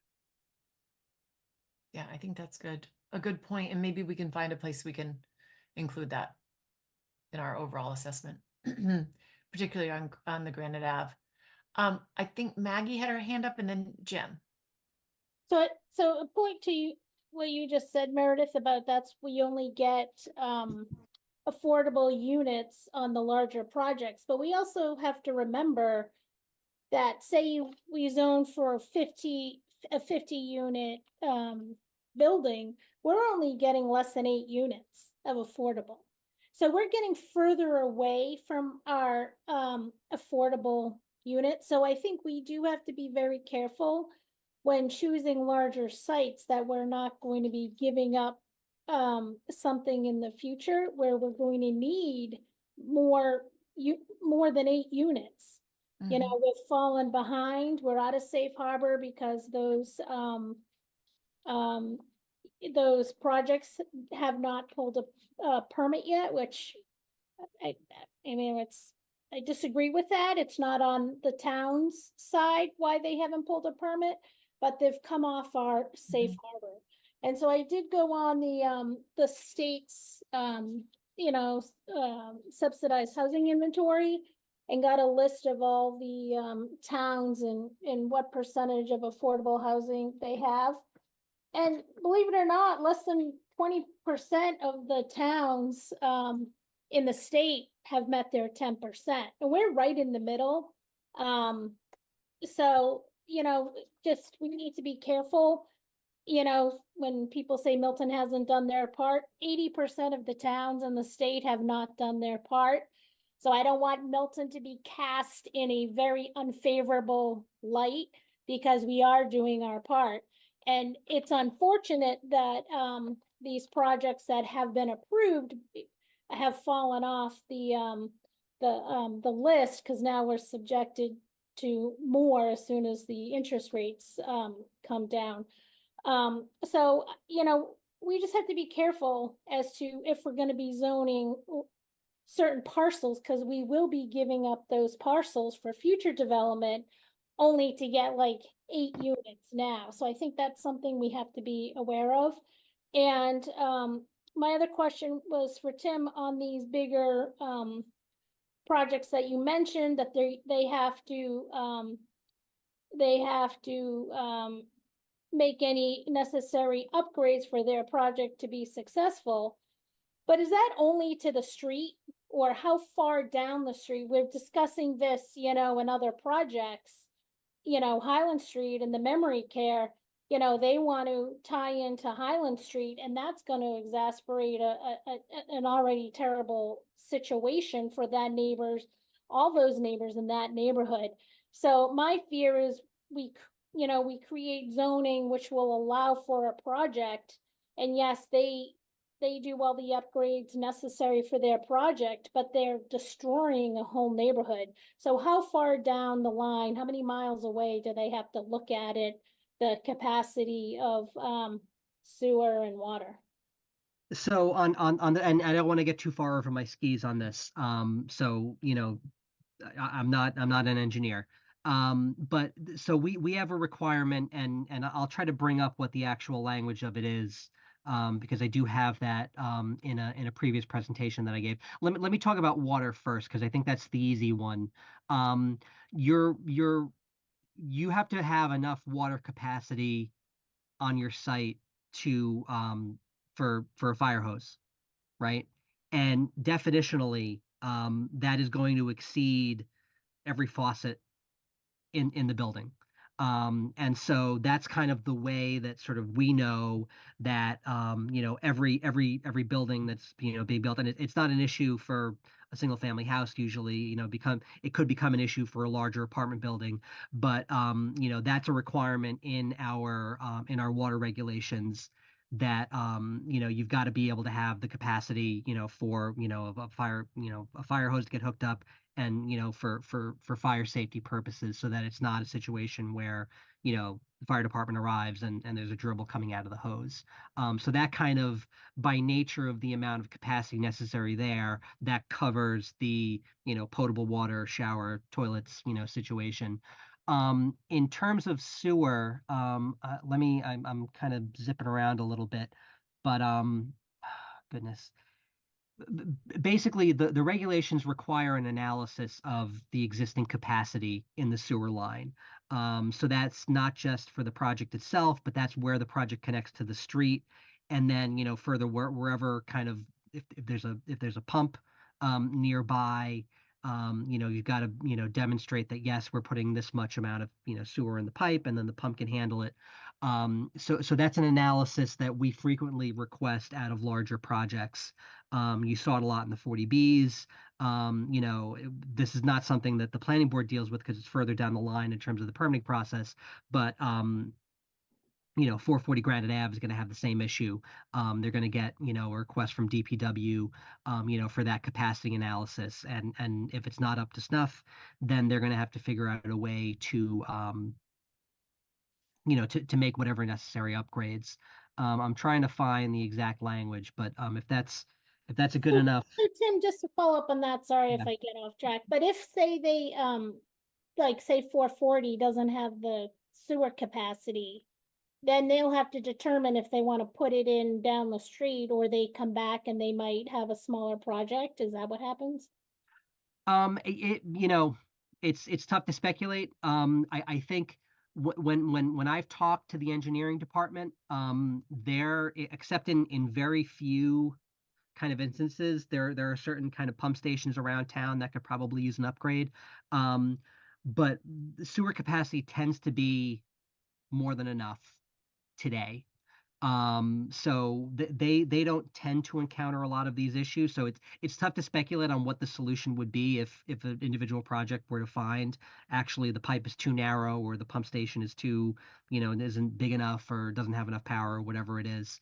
But I think, generally speaking, we always ask for the analysis. The analysis tends to come back, yes, there's plenty of capacity, there's not going to be an issue. But that becomes a question for the project. If we say actually this pipe is not big enough, you need to install a bigger pipe, then they go back to their pro forma and say, can this project afford to do this?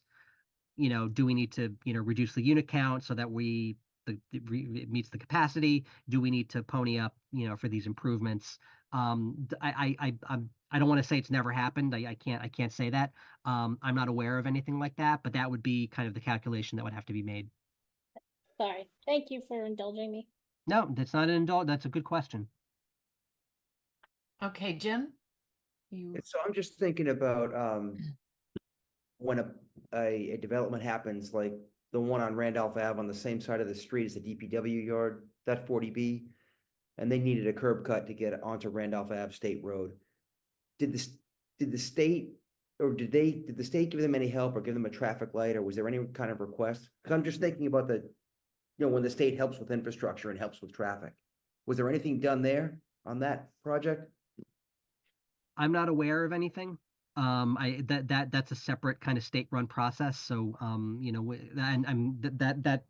that precedes me. And even if it didn't, that's a separate kind of state process. So I'm not entirely sure. So, I'm pretty sure they didn't have to do yeah. anything.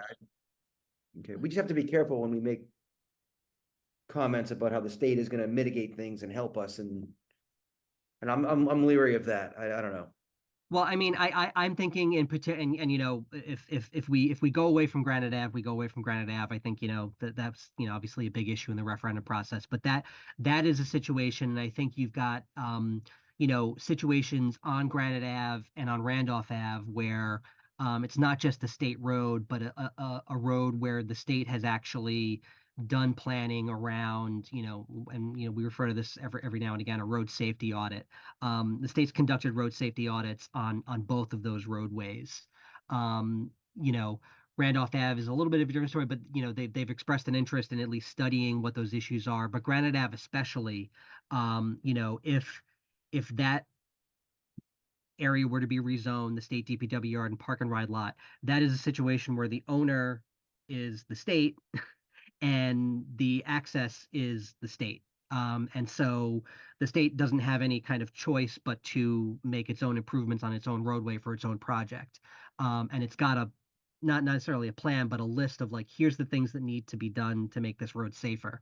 I think on the 40B, that's a little bit more of a complicated situation where 40B kind of becomes its own animal. But I mean, but you're right. I mean, we look at those plans, and I don't think that the access to that site is where anybody wants it to be in terms of the ideal.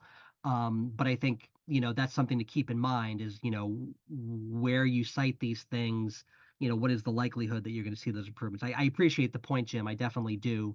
I know that there's been a lot of state level planning around those highways. And there's at least an opportunity to hold the state to, you said you wanted to do this. You said it's unsafe for these reasons. Let's leverage development to try to make those improvements. And then I know that the town passed the bike and pedestrian master plan.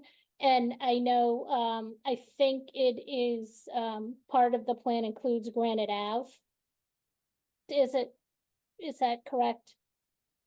So, so I would be hopeful that, that if a state project was done on state land, they would then help do and implement the bike and master plan. But that's not necessarily true, would it? They don't have to do both at the same time?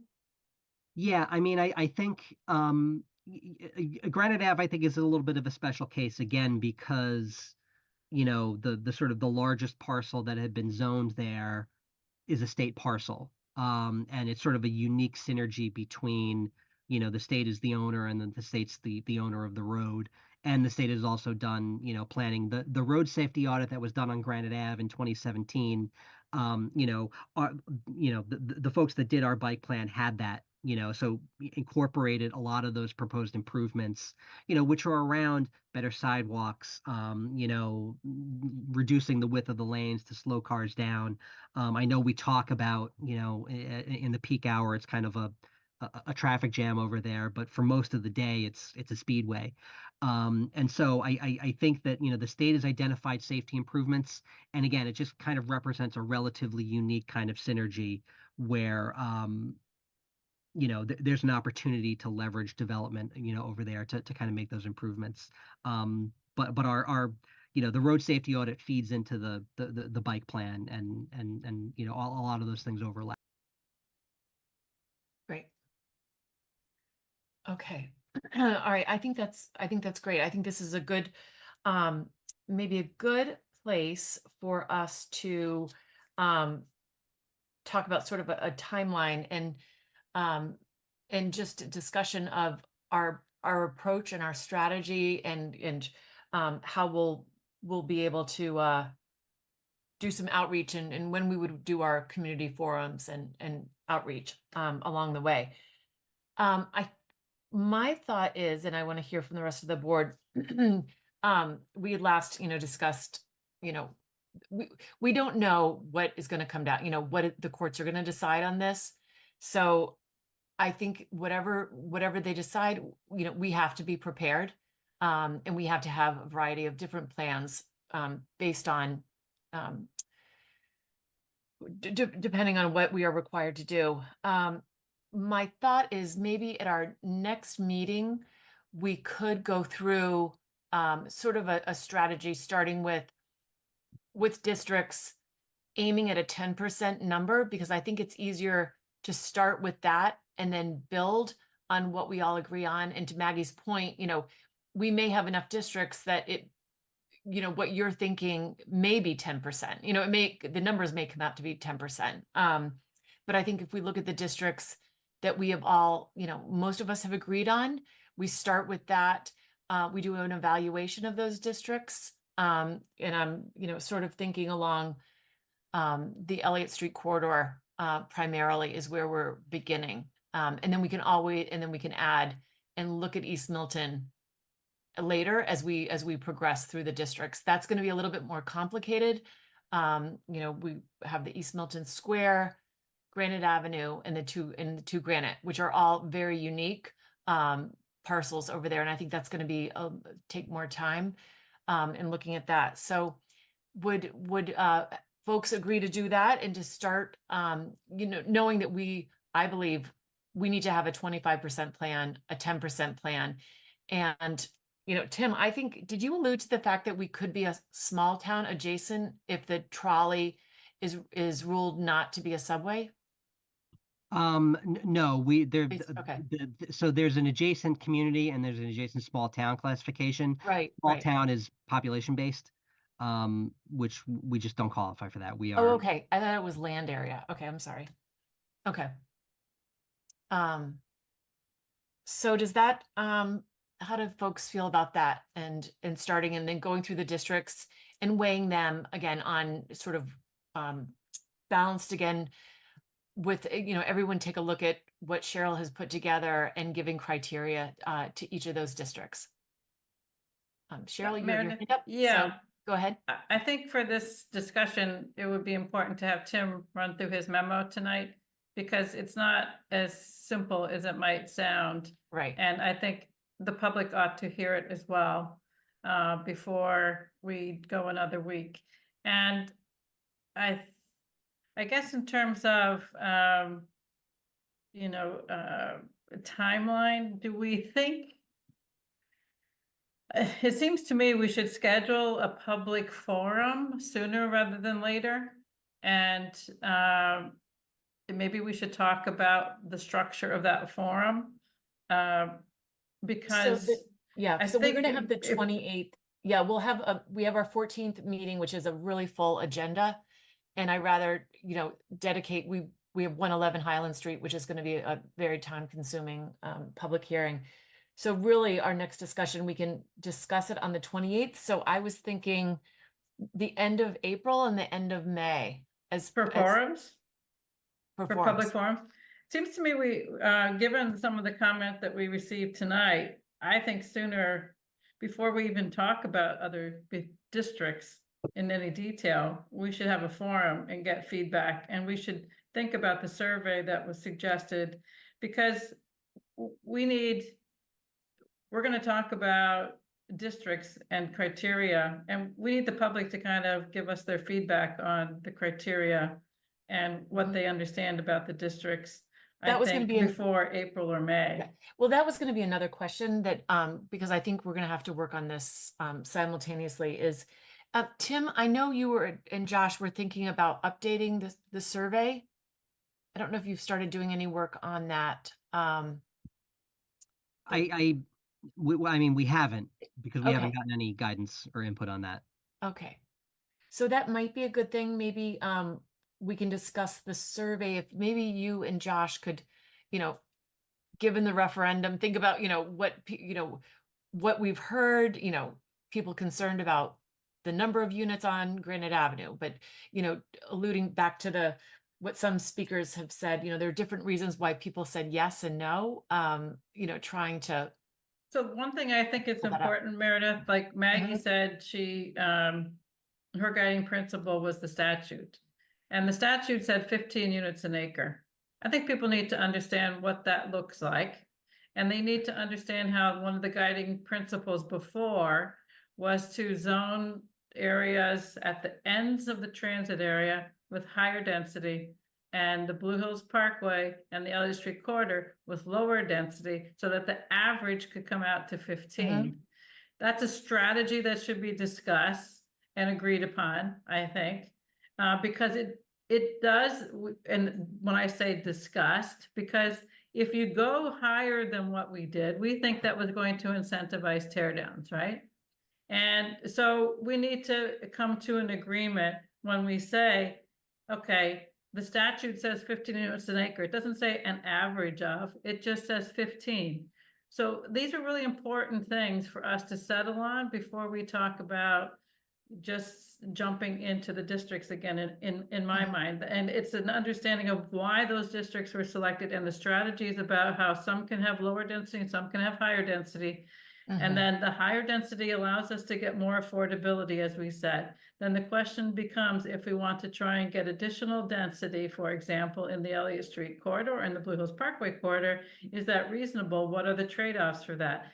If you wanted to remove districts from East Milton in some capacity, or lower the unit capacity there, where else would you go with it? Does it increase the amount of the total zone capacity? These are all things that I So think I guess, are important you- points. So are you saying, see, I think that's complicated to put into a survey. That's That was a whole- complicated to get into a survey, but that's what I think the forum is for. So that we can talk about these districts and these so people understand how we arrived at what we did. That you end up, if you go with the same principle that I just explained, then you need a higher density than 15 someplace, right? So the question becomes where? So people can start to give us input about where. We can give them ideas of where, right? So we could say, we've looked at Brush Hill Road, we've looked at Randolph Ave, in a couple of places on Randolph Ave, and there's a couple of other ideas. So let's get people's feedback. I think it's easier for people to actually see something concrete that they can say, okay, this is what you're looking at, because we could throw a lot of things out there, but if there isn't an understanding of where we can put things and why we can put things certain places, we had the gentleman who said, extra space storage is a great site. He didn't know that that was one of the sites that we had looked at. And so he would agree, like that was extra space storage was something that we had looked at. We know the height is there. I think giving an example, I'm not opposed to asking for feedback. And I think, I think we love to have people come to every single meeting and give, we give time, and I probably to a fault give too much time for the residents to come and speak. So I would welcome them to come along, along with the ride and in the process of trying to put something together that I think Tim can really, without throwing, a bunch of different districts out there. It has to make sense because we have certain requirements under the statute that I just think I would like to have something. I think the forums that Tim was running, I think we had a lot of really good feedback in those.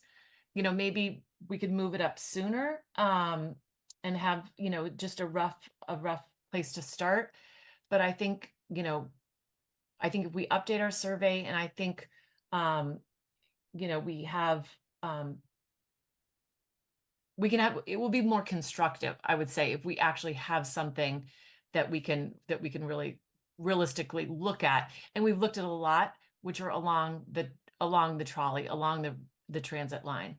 I know you two have your hands up. I just want to So make one that's other why I just was comment thinking about this, those Meredith.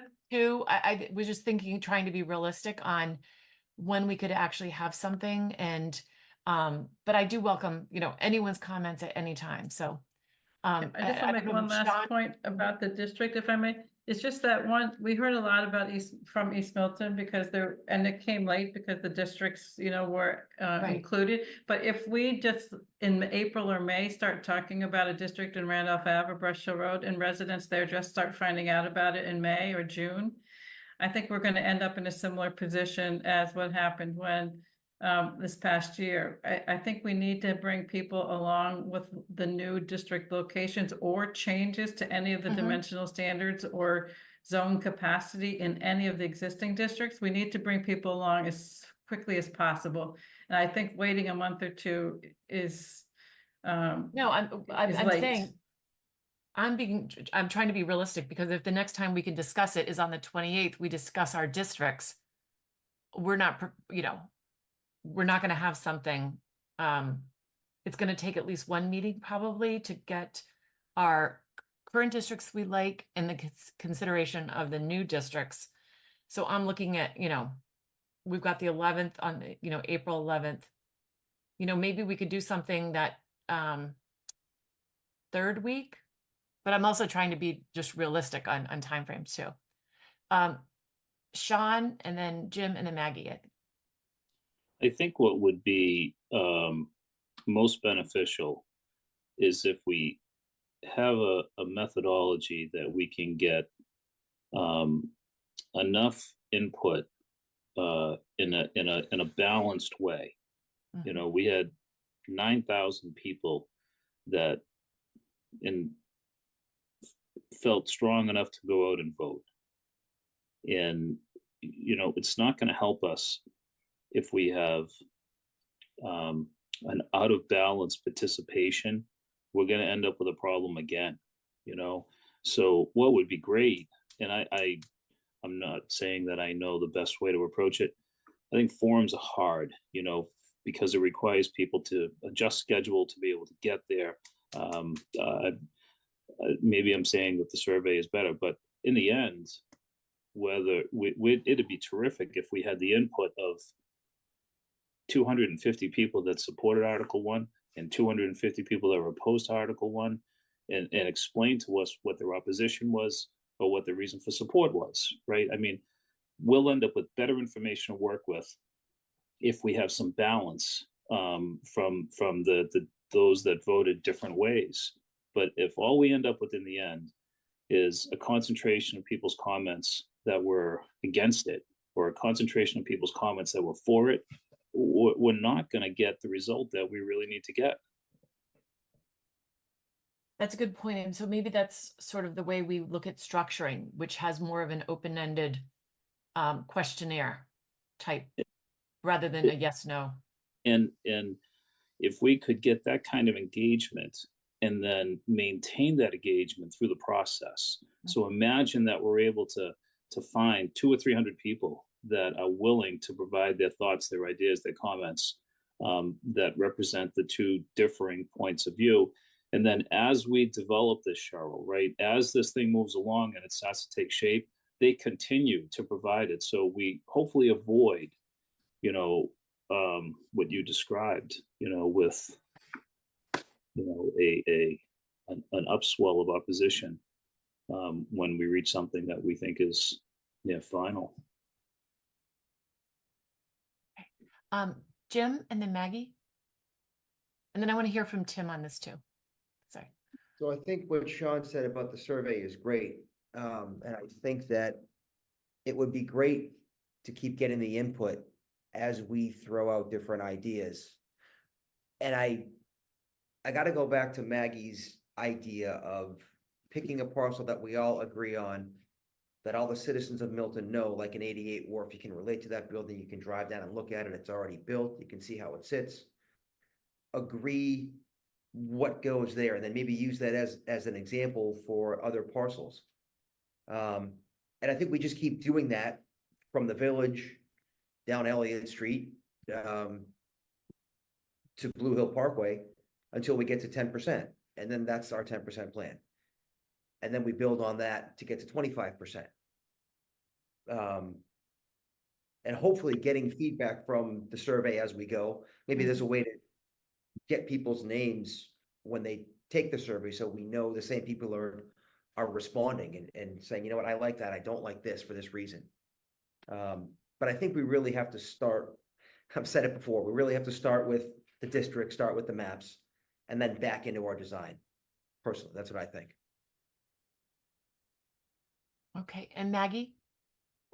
So we ended up getting feedback when the districts became finalized. All of last year, kudos to Tim and Josh and Julia. And even though I may not have agreed with them, no one could ever fault for their effort and their input in the process. So all of last year, there was ample opportunity for residents to go to Tim's forums, to take the survey, to come to our meetings, and all those people who are listening, tuning in now, thank you finally for tuning in, because we would be at our meetings till midnight, literally midnight, and there'd be nobody in the audience. And so, and now I'm glad that everybody's engaged, but people are only engaged because they want to know how it's going to affect their neighborhood. And my personal opinion has been, if I don't want it in my neighborhood, I shouldn't be putting it in your neighborhood. So I think we need to sort of go neighborhood by neighborhood and get our neighborhood associations involved. We have a lot of strong neighborhood associations, and we haven't even heard from their representatives yet. And we've had a lot of the same people showing up for the no campaign and a lot of people from the yes side. And I kind of want to hear from people who haven't been before us. I'm online, I'm on Facebook. I see the same names listed and the same comments.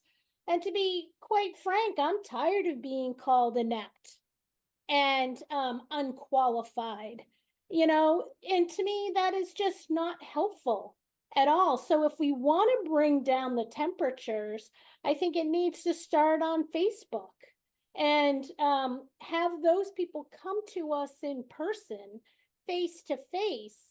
And so we can talk to them and they can tell me personally why I think why I'm inept and not qualified for this position that I was elected to do. So I think we need to start neighborhood by neighborhood, and people are only going to get engaged when they know it's going to affect them. And I think that's what I tried to say all of last year. We need to start with our districts. We need to understand what every neighborhood will support. And kudos to the Granite Ave people, because And I went and I said this to Tim months and months ago. I asked him, where else in town has any neighborhood ever come and supported 200 units in their backyard?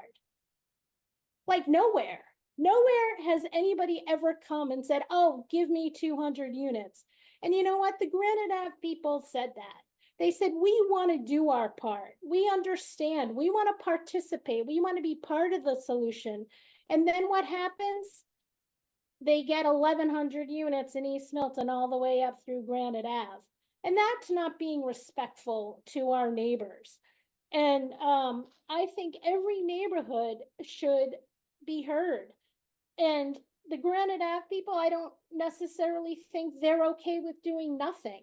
So I don't want to just take that off the table, because maybe they would take something, and maybe another neighborhood might take something. And I think smaller developments have less impact in certain parts of town than a gigantic one. So I do think having the districts are important. I think putting Josh and Tim and Julia and all of us through the whole forum situation again is a little unfair to our staff. They've already done it. And I think we are committed. We're the electeds. We're committed to listening to the residents every single week. And I think Meredith is more than generous in allowing everybody to speak. And maybe we just need to allow new voices to be heard who haven't been heard. So I think it's important to have neighborhood participation. I think it's important to have districts so we can actually get real comments on, because again, maybe my neighborhood, we might not want 300, but maybe we would take 50 or 100. And why just write off my neighborhood? So I think creating some districts, I think is really important in the first step to get feedback. Great. Terrific, Maggie. Thank you. Cheryl, you had a hand up. Yes, I think it's Yeah. important as we think about two things in terms, one is the feedback, community feedback, and the second is the districts. The guidelines, as Tim said earlier, set a lot of criteria by which we all know that criteria influences where the districts can go and how big the districts can be. So I think we have to be clear what our intentions are, because if we're going to follow the guidelines, which I understand are still required, whether we're an adjacent community or a rapid transit community, for example, 5-acre minimum subdistrict. We also, if Tim gets to run through his memo, we're not tied to some other things, like how many of the units have to be along the trolley line if the trolley line is no longer the rapid transit criteria any longer. So we don't have to start with the trolley line. We could start with the commuter rail. So I really do think we have to think about how we're approaching 10% compliance or adjacent community, and how we're approaching rapid transit compliance, where we are required to zone along the trolley line. So these are some pretty clear distinctions that I think the public needs to be made aware of. And that's why I think it's important for Tim to go through his memo, not just tonight, but at a I suggest the first public forum be sooner rather than later, because first of all, I think there's a lot of people that I've spoken to over time who didn't understand how these districts and the guidelines and the restrictions within them kind of tie our hands in some ways. We're not just free to pick all parts of town.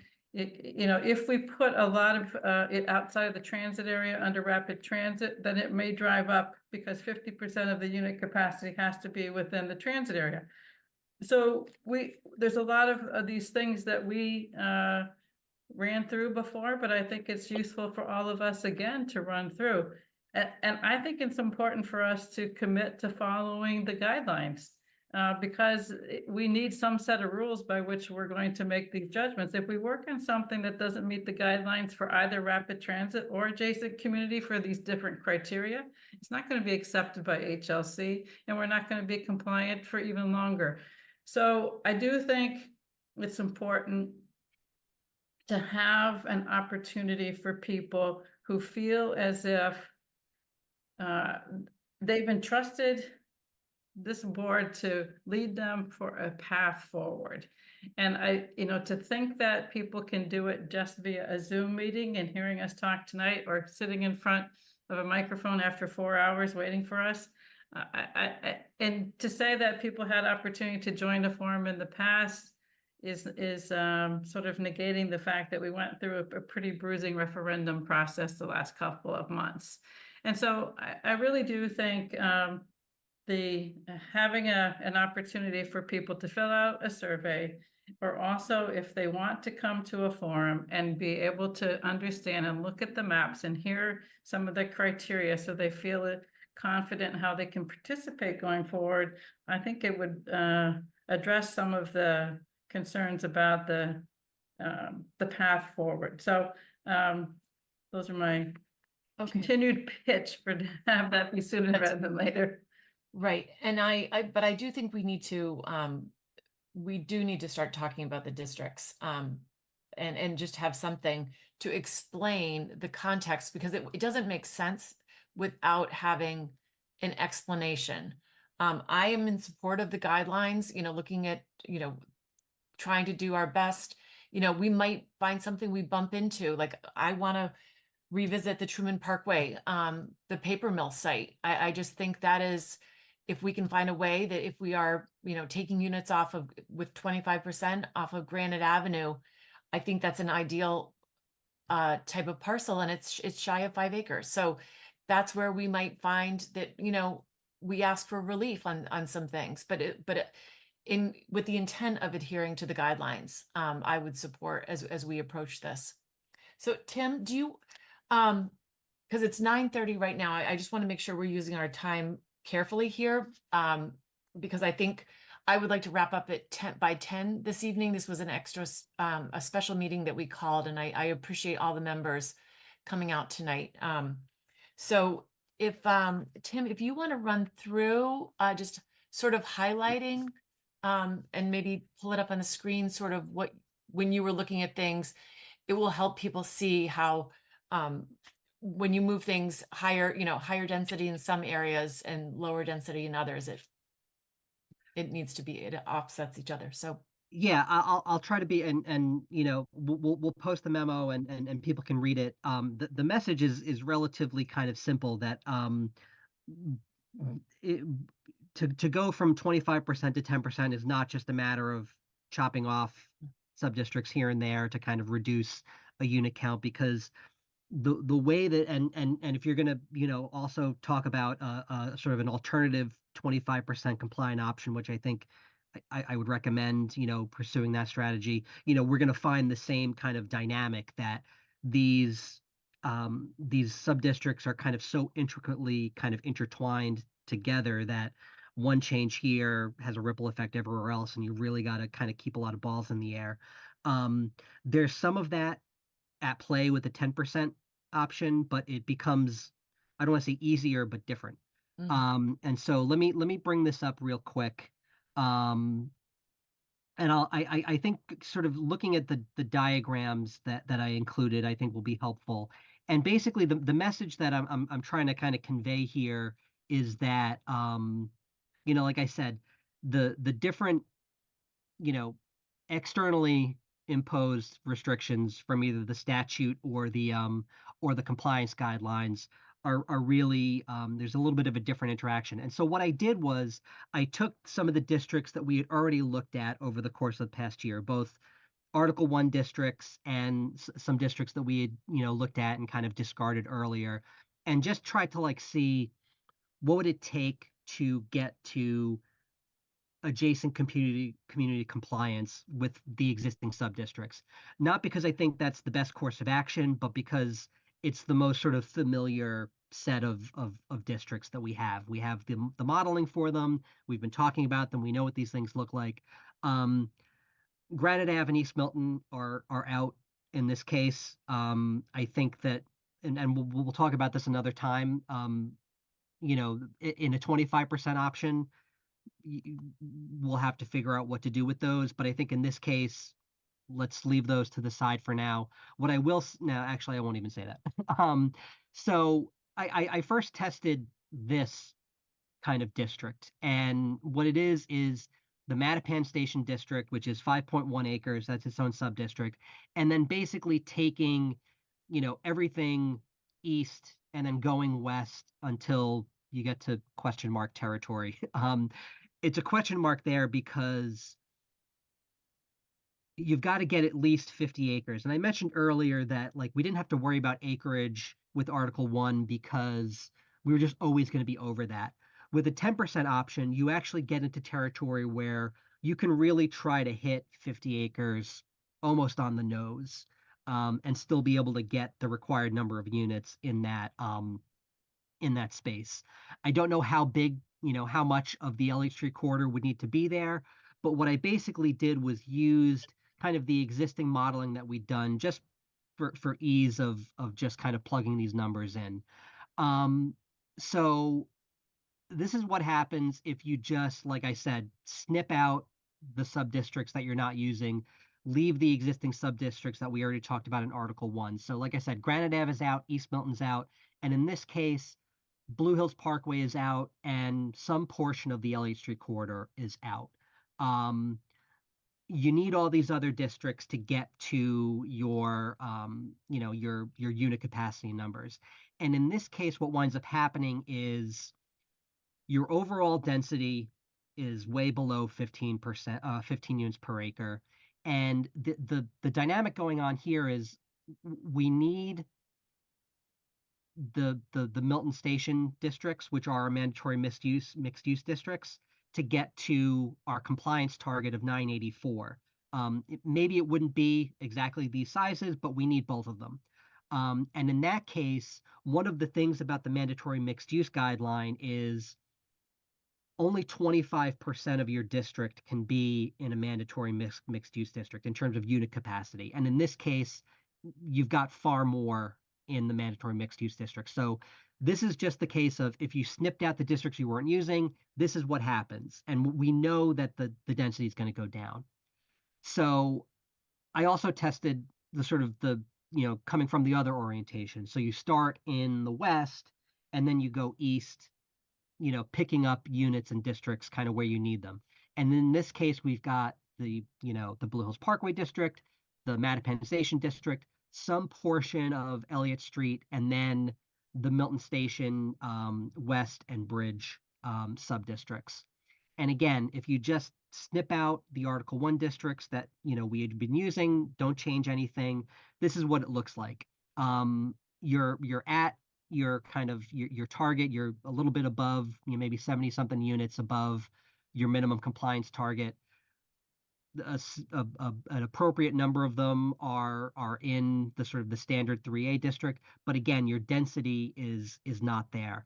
And this is the dynamic that we encountered putting together Article 1, where we needed to use the Elliott Street corridor, which is a low density district. And so we needed other districts to kind of contribute higher density to bring up that low density. And so without enough of those high density districts, which we cut out at Granite Avenue, East Milton, and the Milton Station East sub-district, you're not at 15 units per acre.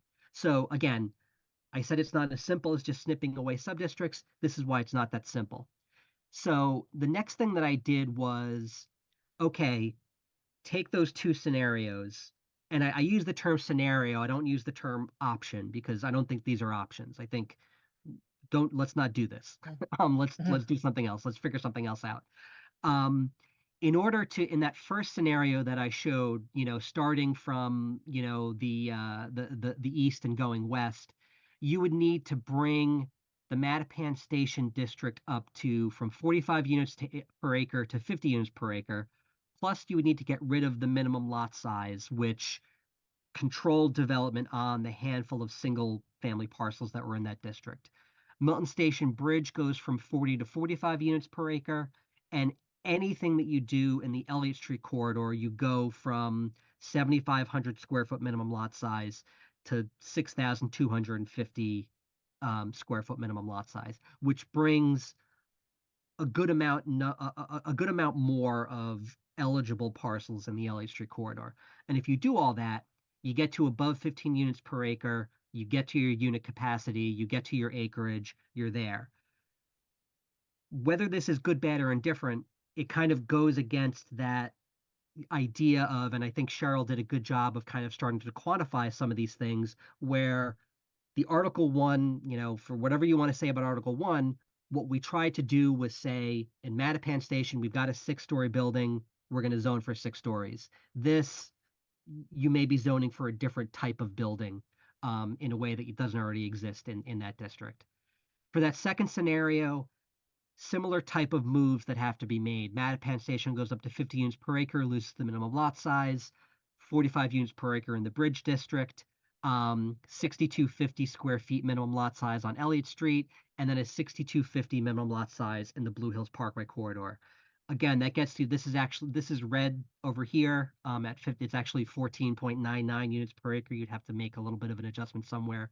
But again, that gets you to your compliance numbers. But the thing that is also another dynamic that is consistent throughout these is when you look at, you know, your compliance target is 984 units, but in order to get to your density, you're actually at 1,200 units in this scenario, and you're at 1179 in this scenario, which in both cases is between 19 and 23% more than your minimum requirement. So again, if it's important to not dramatically overshoot your unit capacity for municipal impact purposes, this is not optimal. But again, if that's not a priority, maybe it's not a priority, and maybe these actually become options. But these are the dynamics that are at work where, you know, the low density district needs to be offset by high density districts, and we just don't have that unless we sort of make changes. Now, again, this is just to show you what these dynamics are. I think if you were going to look at 10%, the world becomes your oyster in terms of location, because you're no longer tethered to the transit area. You're no longer tethered to the commuter rail. You can put a district anywhere as long as it's 50 acres in total, 15 units per acre, all of those other requirements. But that's what comes with adjacent community, because adjacent community, the presumption is you don't actually have developable area or significant amount of developable area within some sort of a transit station. So you get the flexibility to kind of put that wherever. I wanted to show an example of a different type of approach that we couldn't do with Article 1 because we had those location requirements, we had contiguity requirements that were all kind of interacting with each other. And again, I've got to underscore, these are scenarios and examples. These are not recommendations. So, you know, we're going to show you a geography. I don't want people to get frightened. And ultimately, it's up to you all to decide what you want to do. But this is just a type of sub-district that we didn't deal with Article 1 that now becomes an example of an option. So we all remember looking at the Brush Hill Road subdistrict, which is the 2 big Fuller Village parcels, and then the Brush Hill Rehab Facility at 1200 Brush Hill Road. When we had analyzed this didn't make it into Article 1, but we did do some compliance modeling around it. And, you know, in the context of other subdistricts we were looking at, there was, I think, a 4-story height limit and some setbacks and open space requirements. But it's a 66-acre district. I think we had set the density at 20 units per acre, and it needed to be that to kind of contribute density to other districts. But it came out to 1,300 units, which I think we all agreed was too many for this area. And, you know, there's a lot of other reasons why we discarded this district. Now, in this scenario, if you're in a 10% situation, 66 acres gets you to your minimum acreage requirement. 1,300 units obviously is more than 984, and 21 units per acre is above your 15 units per acre. And it's all contiguous. So this district actually does the trick. Now, you may not want, you still don't want 1,300 units down there. Maybe you do. I don't think you do, but maybe. But if you make adjustments to go from a zoning parameter of 20 units per acre to 15 units per acre and use all the same parameters that we had looked at, back in the day, you actually now get a district that kind of hits your requirements on the nose. Still 66 acres, so a little bit bigger, 994 unit capacity, which is just 10 units over the minimum, and you're at 16.1 units per acre. This is not very close to transit. Reedville is kind of there, not very close to a lot of amenities, not walkable. There's no sidewalks. Brush Hill Road is a kind of, narrow, 2-lane street. There's a lot of reasons why you wouldn't want to do your one zoning district here.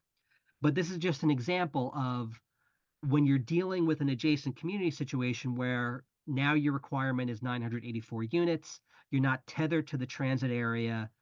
You have the opportunity to look at options like this where you've got a single contiguous district.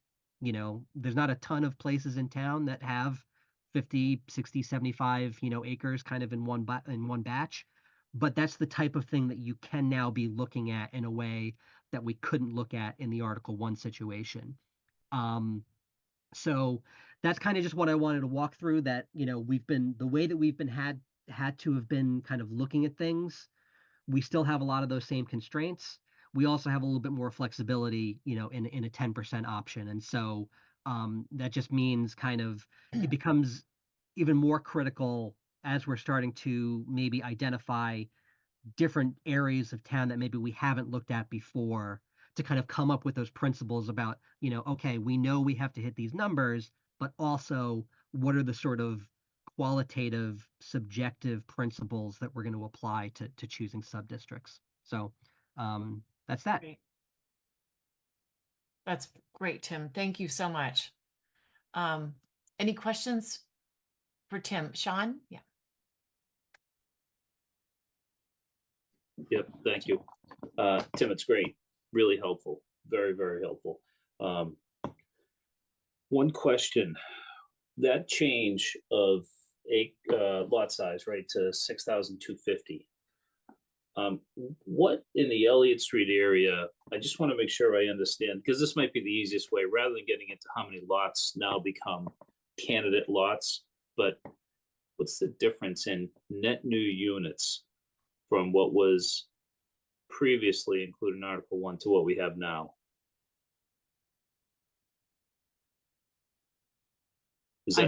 I'd have to go back and do that math. Okay. All right. The way that I kind of went through this was just kind of using, just like the top line numbers that came out. I could go back into the models that I used and try to kind of suss out, where that is. I mean, what you go from, and let me make a note. I'll see what I can do on that. There is obviously a difference between, what was kind of contemplated in Article 1 versus some of these other options. I think in a situation like what we're talking about here, you're probably not going to need to zone the entire Elliott Street corridor. So like the net new conversation becomes a little bit different. It also kind of depends on where you draw, because we're not actually doing like the GIS exercise of kind of drawing the line. We're kind of just using the number, and then if you were to go that route, you would just kind of push the line to wherever the number got you to. But we can try to kind of suss out a little bit of that. But the way to think about the 6250 becomes, a lot of those parcels, in that district are like 5,000, 6,000 square foot parcels. So those are still not going to be in there, but you do get a bump in the number of unit capacity because there are, a decent number of units between 6,250 and 7,500 that in Article 1 were not grabbed, and in this scenario kind of would be grabbed. It just depends on where you draw that line about how many of them kind of get in. I get it. I understand it. I knew it wasn't probably an easy answer. The only reason I asked is because I think it's a measurable number. We know that previously it was 70 net new units. And for anybody that doesn't really want to get into examining all the details of this, the comparison to 70 would give people, I guess, a measure of how much of an impact it would be. That was it. Yeah. Thank you. Cheryl? So, yes, so Sean, one of the things about that 70 is it actually wasn't correct. And if you think about it, it's because that there were, the way that it was calculated, there were over, I think it was like 340 parcels in the Elliott Street corridor, and half of them were eligible at 7,500 square feet, and half of them weren't. They were smaller than that. So think about it, 170 lots that are primarily single family. There might have been a handful of two families, because I looked at this recently. 170 units, and you can add 2 units to each one of those. So you could add 340 units to those, to that Elliott Street corridor. So 70 was including the 5,000 or the under 7,500 square foot.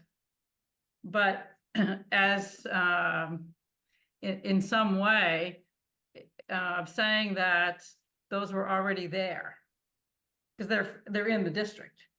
So there's already 170 or more with the two families that are already in the district. So it wasn't sort of accurately factoring in how many new units that you could actually do somehow. I don't know how the math worked in it, but the math that I just, if you think about it intuitively, it would be more like 340. Yeah, that didn't make sense to me, the 70 Yeah, units out so of that. Well, so I guess that's for everyone in town that heard 70, I including, know. we should define what that number really was. Mhm. Absolutely, because it would actually, in some ways, our compliant, it wasn't 2,700, it's more like 3,000, but it's the way the compliance model works. I mean, I can't explain the compliance model, Sean, but I was sitting down with someone going over that, and we were, it was something that came up, I think a couple of people asked about it, and and other people asked about how can 70 be correct? Yeah, Now's well, the time for us to really dig into it. yeah, I mean, I guess what you're explaining is if Article 1 passed, we wouldn't have had 2,586. That was the number that was calculated. We had the potential to build 2,586. You're saying that it probably would have been over 3,000.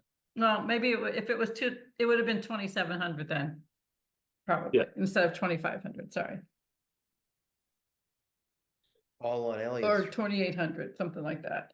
I mean, it's kind of mute now, but it's something to think about more carefully as we look at these numbers. Well, going it is, forward. and it is, and it isn't, because 6,250 might not be a potential different result, significantly greater than 7,500. Do you know what I mean? In terms of the size of the lot, maybe this adjustment wouldn't have, obviously it's not going to have as big a difference.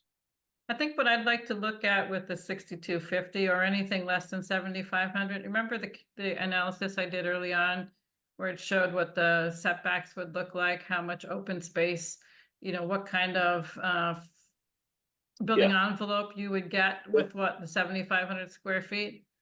The one thing is if the FAR, again, the compliance model calculates this a little differently than I would think, but if you said, okay, the idea is that we don't want really large units because we already have a lot, right? That there's naturally occurring affordability with smaller units. If you could have a smaller building that has 3 units in it, you might have a smaller lot size and you still get room for parking and 40% open space. I mean, remember there are residents in the neighborhood there who didn't want to see the parcels have no open space and have not enough parking. And so, it's those dimensional standards that we arrived at 7,500 square feet was a good lot size. But so anything going smaller, we have to see if you can still keep the setbacks and the open space and the parking, and they all fit still. But as far as you're going to have less of a differential between what I said and 70 if you lower the lot size, because those lots were all counting already before, right? So now they're going to be more accurately counted. If you know what I mean. Intuitively, it should be anyway. Yeah. It'll be an opportunity to take a closer look at that. Maggie, you had your hand up? I think you're muted. Sorry about that. I just wanted to say as a reminder that the compliance model had some issues with it. You know, and they were Eric from RKG admitted the issues because he created the compliance model. And one of the issues was concerning Fuller Village. And when we looked at Fuller Village, you know, there were two parcels at Fuller Village. And according to Eric, or UTO, I forget which one, but they couldn't separate the parcels for some reason in their analysis. So I'm wondering if we are going to revisit Fuller Village, and if we think that that's not the best place to put all of these 994 units, can we separate them? Can we separate them on our end? You know, using the new tool that MAPC put out just at the end of February, which is kind of a shame that it wasn't available to us beforehand to use. So those people classified as rapid transit communities is at a disadvantage right there because they're not providing all the tools for us in a timely manner. But can we, in our new analysis as an adjacent community, look at separating those parcels at Fuller? So Maggie, I think what you're describing, and I'll bring this back up so you can see the picture, is so this looks like 4 parcels right here, but it's actually 3.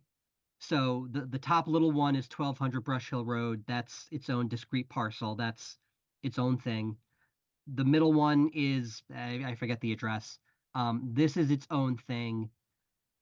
It's connected to this triangular parcel, right? And so this is the element that can't be disaggregated from these two. And then this big one at the bottom is its own parcel. So if you wanted to do something, you could zone this, you could zone these 2 guys in the middle, you could zone this guy at the bottom.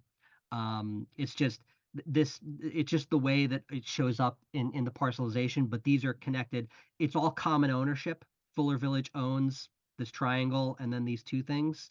And then it just becomes, you know, again, do you do anything here, because it's actually kind of probably wet and there's a lot of trees there and everything. But that was the issue that they identified when they were looking at that one. All right, that's good. That's good.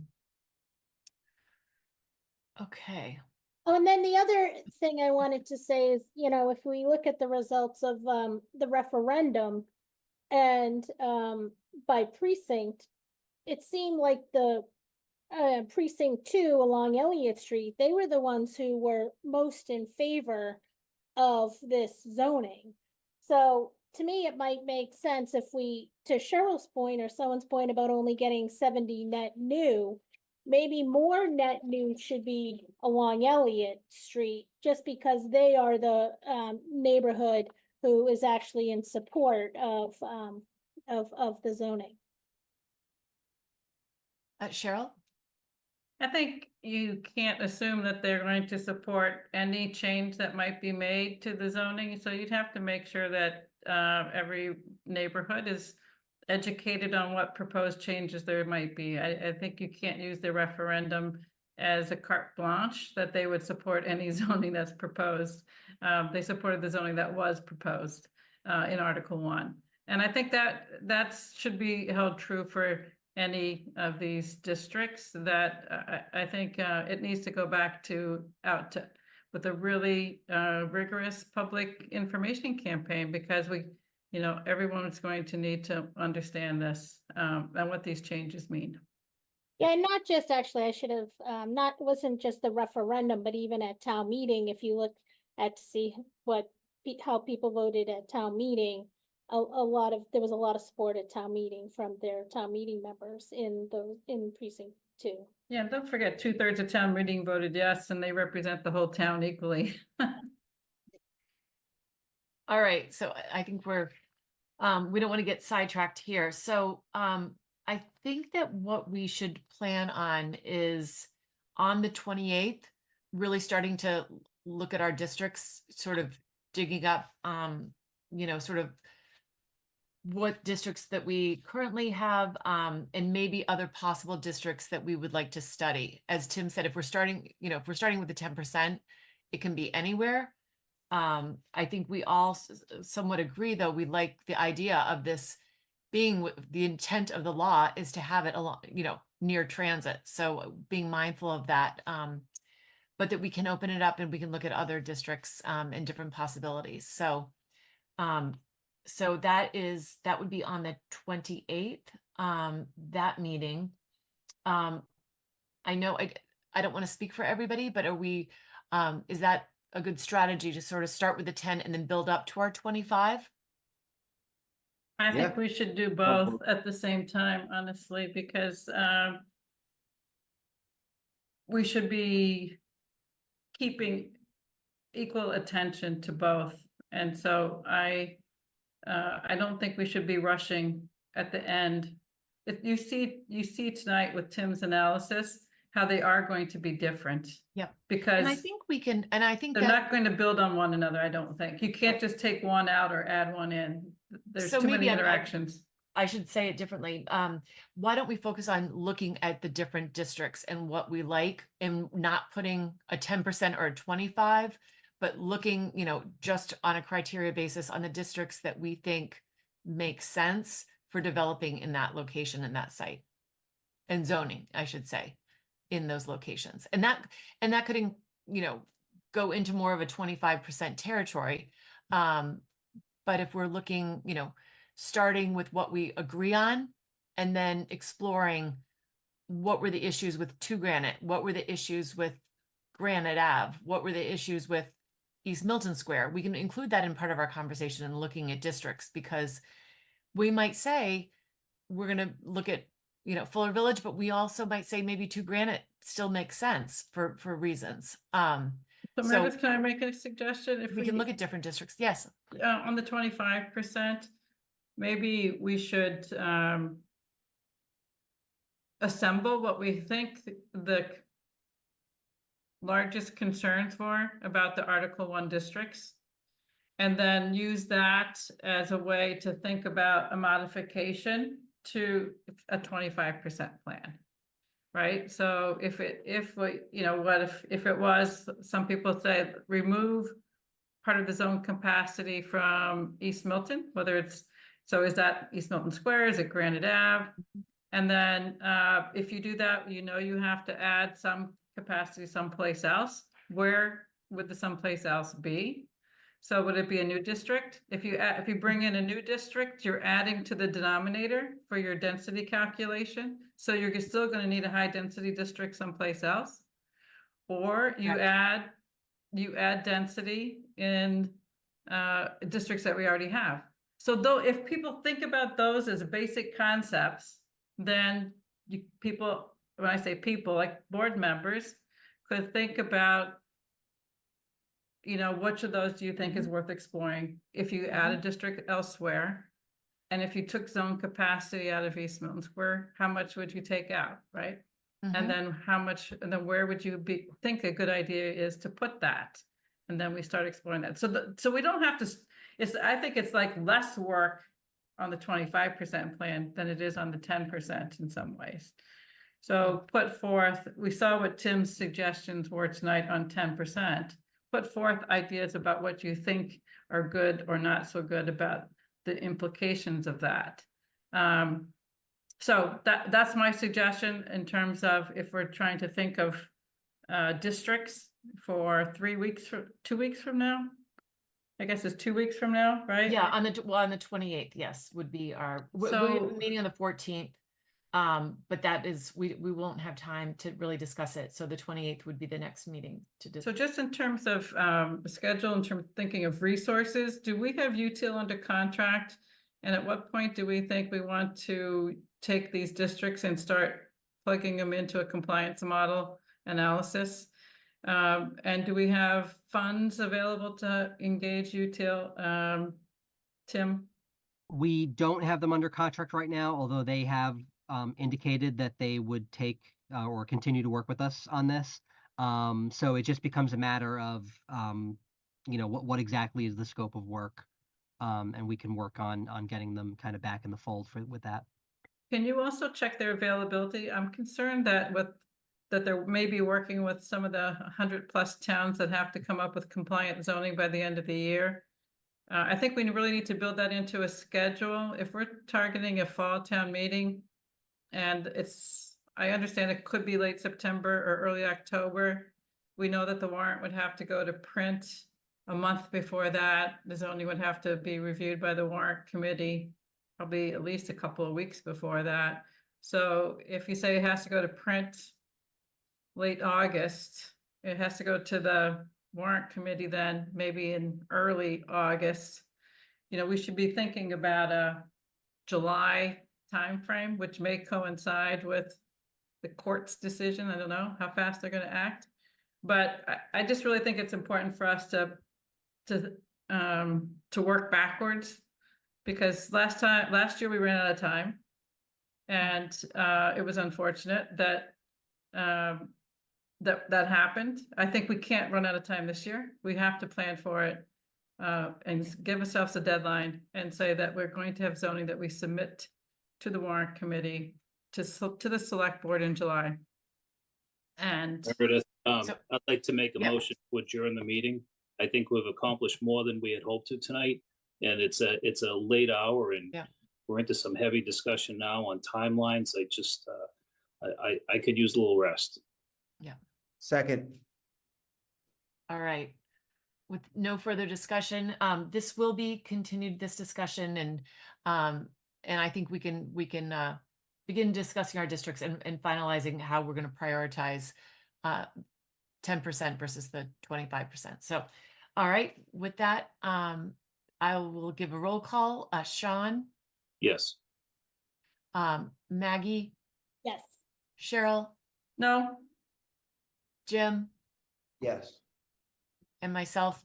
Yes, we I think this was really good information, and we can have it on our agenda just to, if we have a few minutes left over on the 14th, we can have it on there. But I do thank you all for coming tonight, and I think this was a lot of really good information. So Thanks, Meredith. thank you. Good night, everybody. All right. Good night.